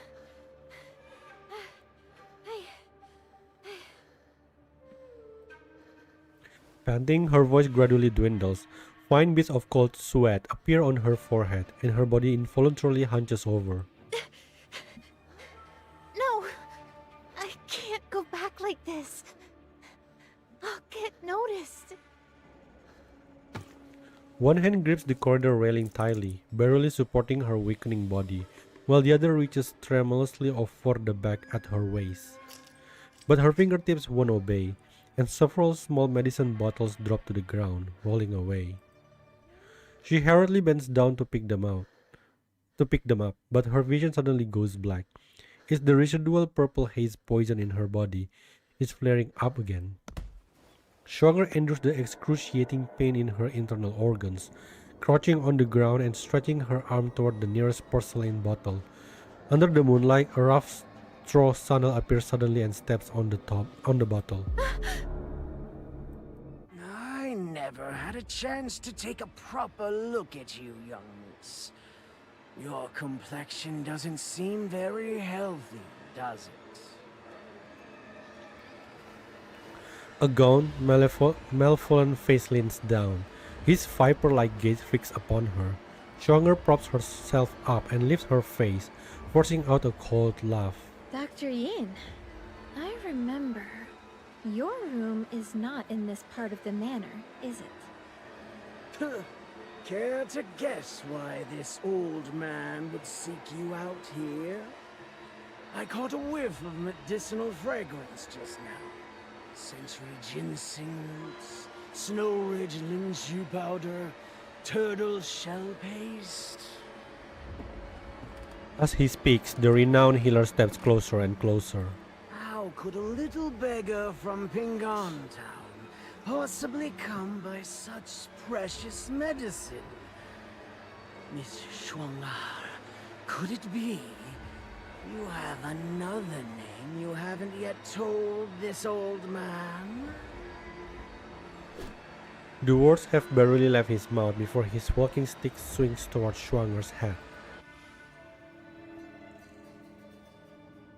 There it is, spider to the west wing.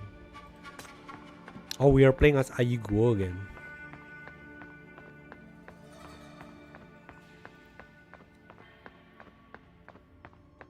What is Ayiguo role in this thing?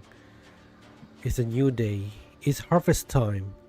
Let me see. A few spider babies should have already been born inside the general's body by now. Oh yeah, they put the baby inside. Huh? What? Where did she go? Where is she? Flustered, the girl controls the spider to search everywhere. Eventually, she finds the general's cold body in a secluded spot on the mountain. Dead? My carefully selected, tall and imposing, sturdy and durable new host just croaked like that? Who did this? She was perfectly healthy when I moved in. The little spider scuttles frantically across the corpse, only to discover that its eggs, deprived of fresh blood and flesh, have already lost their vitality. What a waste. These heroes in the manor work even faster than I do. What rotten like? Alright, I'll find another one. There are still plenty of candidates around that look nourishing enough. Hey, what are you staring at, you fat birds? Never seen a spider before. The two plump little birds, Chippy and Chirpy, tilt their heads and observe spider number 3. Suddenly they flutter over, snatching it up in their beaks and swallowing it in an instant. Oh my god, this is the third spider die. Spider number 3, deceased. That one died a rather tragic death. But, well, it wasn't completely wasted attempt. At least now I've got a clear picture of what we're dealing with here. That Shen Wancho is rolling in well. I wonder if his flesh is just as succulent as his pocket. Next target? Him it is.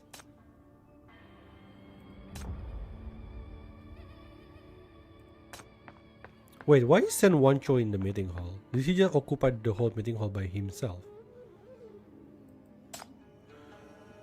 Marling is dead. Good riddance. The drifter and resources in her territory have long deserved a new owner. Oh, I thought it was the spider. As for that penniless scholar and that red-haired swine, they should have died long ago. Oh, is the juicy gossip I hear. The little spider squeezes through a gap in the window, latches into another lavishly decorated room, only to be knocked out by a thick, glowing scent of incense in the air. The room's occupant is Shen Wancho, dressed in luxurious robes. He prints himself before a mirror, speaking in a cheerful tone to his own reflections.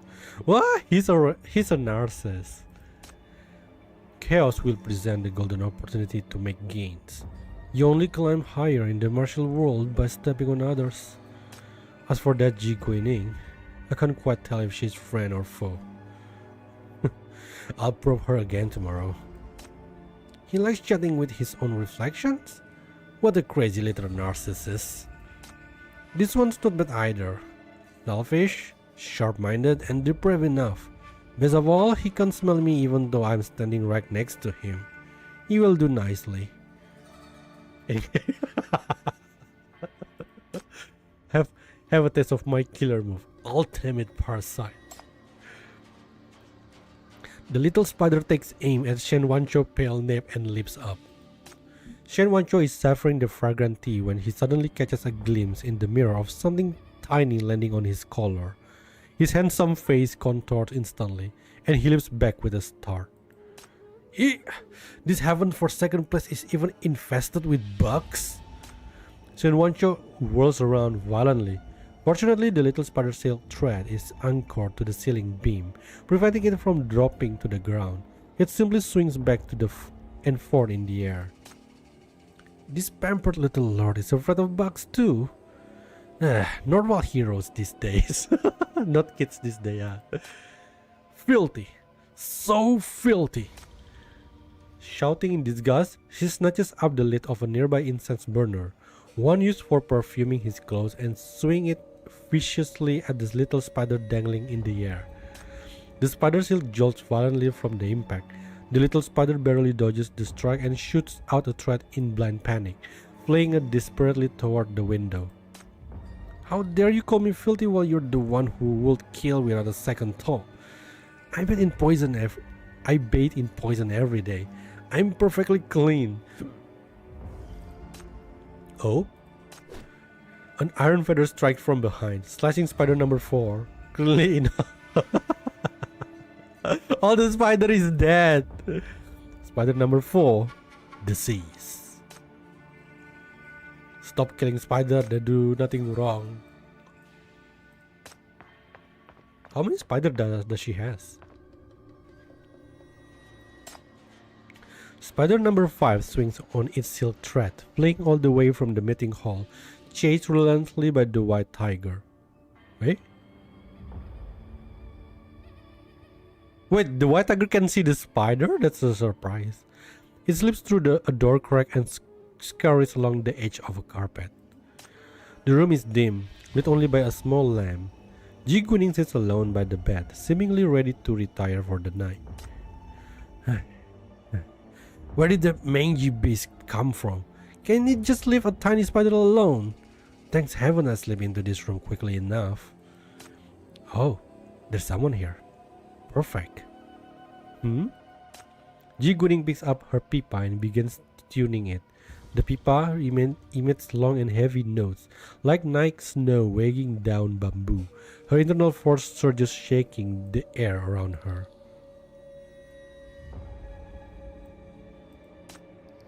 Wonderful. Her legs may be impaired, but this girl has the most immense internal force I've seen these past 2 days.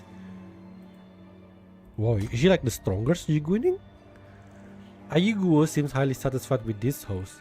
The little spider doesn't understand what's happening, but it senses its master's delight and excitedly rubs its legs together in response. Spider number 5 gathers its strength and lunges, aiming for Ji Guning's neck. Ji Guning suddenly turns her head, her gaze locking precisely onto the spider's position as her hand sweeps out elegantly from beneath her embroidered robe. No! The strings are struck sharply, unleashing a violent surge of sound waves that sets the lamp shuddering. The force of spider number 5 lunge doubles back upon itself, and the creature is instantly pulverized to dust. Spider number 5, deceased. Meanwhile, somewhere outside the manor, the young girl's eyes snap open. She slams her fist down hard. What can sense that girl possess? Ji Guning. I will remember you, my poor baby number 5. Oh my god, all this spider is just die. Miss Hot Wheel is sharp. I know, right? I think like she's probably the most powerful. Direct the spider to the commotion. Oh, wait.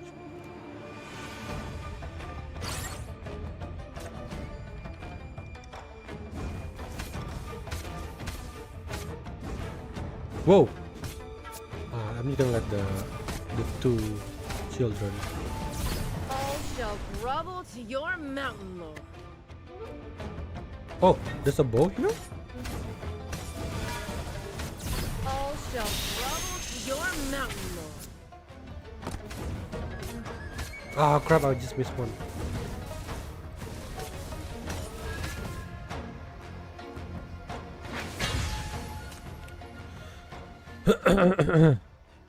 The successive death of her little spider left the girl furious. In the darkness, a single spider paces back and forth on agitated legs, even angrily shooting silk at innocent insect in the corners to vent her frustration. Did I forget to check the fortune before stepping out yesterday? What's with this god-awful luck? Is this damn manor personally cursed to spite me?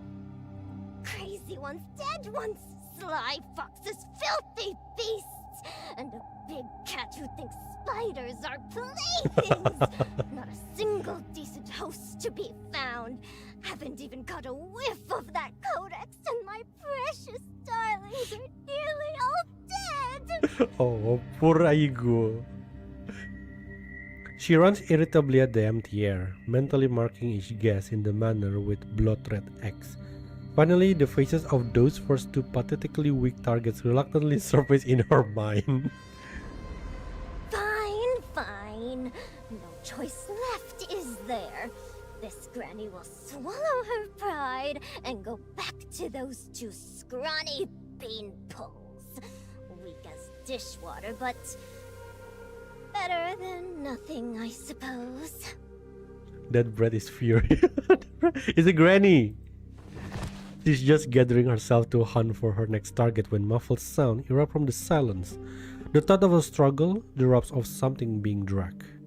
Now what? Is there no end to this? Who's so blind they pick this moment to make trouble when Granny's already fit to burst? Rage burning within her, she resolved to investigate. She will sacrifice this body if it means making whoever dared to cross her pay.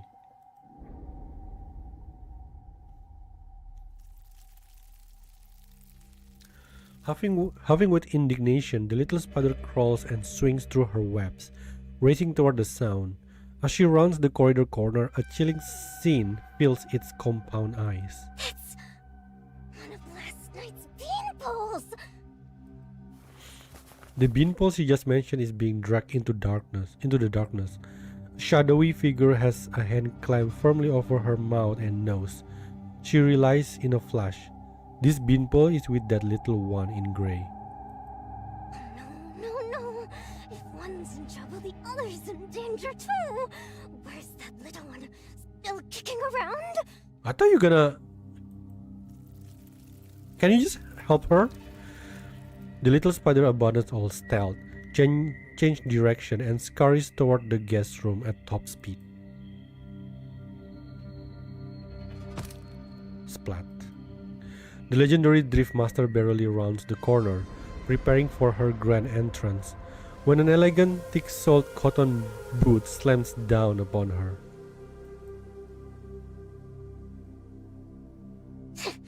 Good, real good. You think this granny doesn't keep spares? Number 7. Damn, the number 6 die also? Having already lost so many of her tiny soldiers, she has wisely pre-positioned several backup units inside. The instant number 6 world goes dark, her consciousness seamlessly links with another. In that same moment, number 7 activates and takes over without hesitation. After a lightning-fast crawl, number 7 slides into position at the guest room entrance. It is now deserted, marked only by scattered drops of blood, and number 6 crushed remains lying in an inconspicuous corner.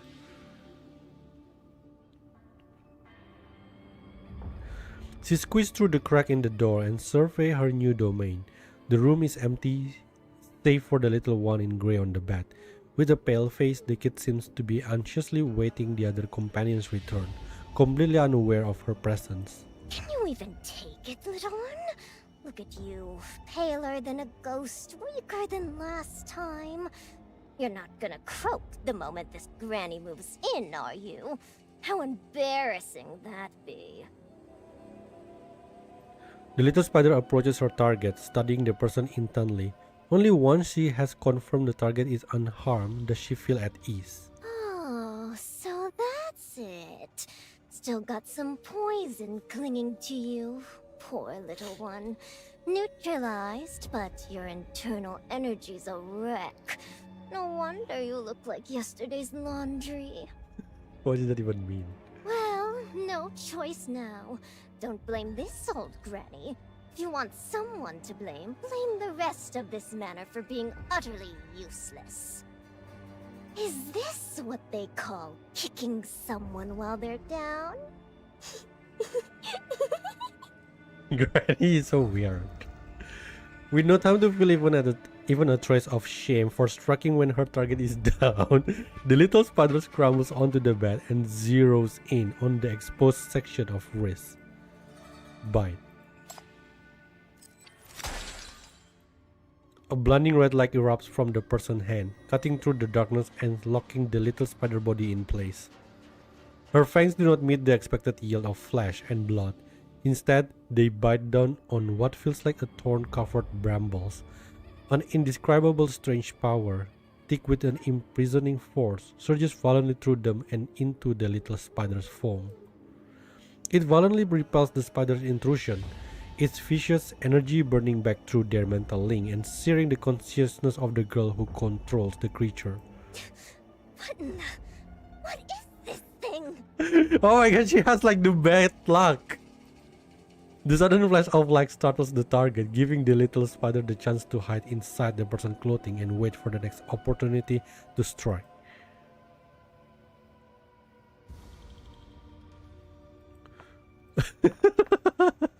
Granny has like the best like of everything. She tried to shackle him but got shackled instead. Oh my god, are you cool? Granny, what the hell? In a corner of the town, a storyteller sits at his stall, surrounded by a curious audience. He's telling tales of Northwild martial heroes. There are countless martial heroes, yet not all of them can be said to be of noble character. Definitely not her. Among the most despicable are no doubt those false heroes who use poison, the storyteller declares. He slams his clapper down for a dramatic effect. A true martial hero faces their opponent directly with their weapons or their fists. What kind of hero relies on poison? But there are many great heroes who use poison. A child protests. Someone once told me that you cannot undo the injury done by weapons or fists, but with poison, if your opponent repents, you can still give them a chance to live. What does a little brat like you know? Who knows more about the great heroes than a proper storyteller? Don't you agree, young miss? The storyteller turns his gaze toward a girl dressed in purple, but she merely sits perched on a high spot, swinging her feet idly without answering.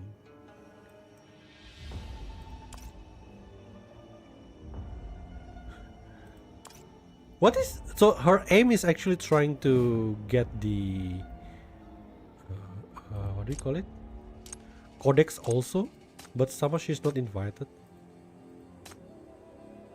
I have no idea what the hell is this. Okay.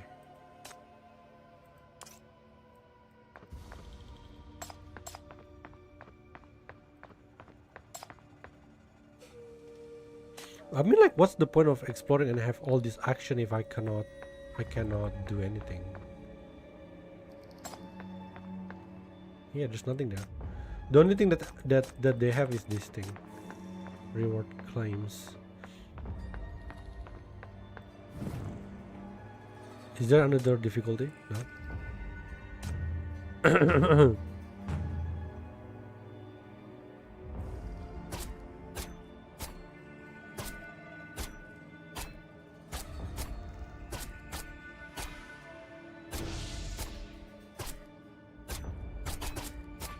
Oh shit.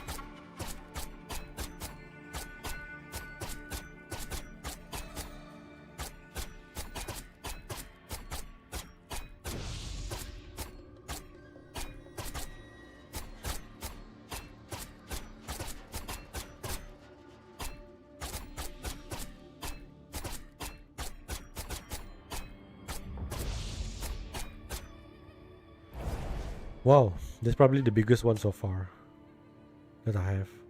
So I cannot skip this one. There's nothing else to do. Okay, let me just buy this thing and I'm gonna finish the stream. Can I unlock this? Unlock. Unlock. Unlock. Can I unlock this? Unlock. Okay, I almost unlocked the top level. Cool. Is there any way to reset? I don't think so. Okay. All right, so I'm going to stop it here. So in this episode we have, how many people die? 2. Okay, we have Shu Shen and Ma Ling die in this episode. So that remains 3 martial heroes, Ji Guining, Sen Wan Chou, and the Dr. Yin Yan Sheng. Okay, it's not counting Xiaofeng because I think like we trust Xiaofeng. Okay, Xiaofeng is just too hilarious. the part where they become like siblings with Shuarang is just too cute. I love that dynamic. Kind of remind me actually with Cinex and Hella dynamic in a sense, you know, being the Shuanger, the little sister. Very interesting story. Those were, yeah, I really enjoy it. The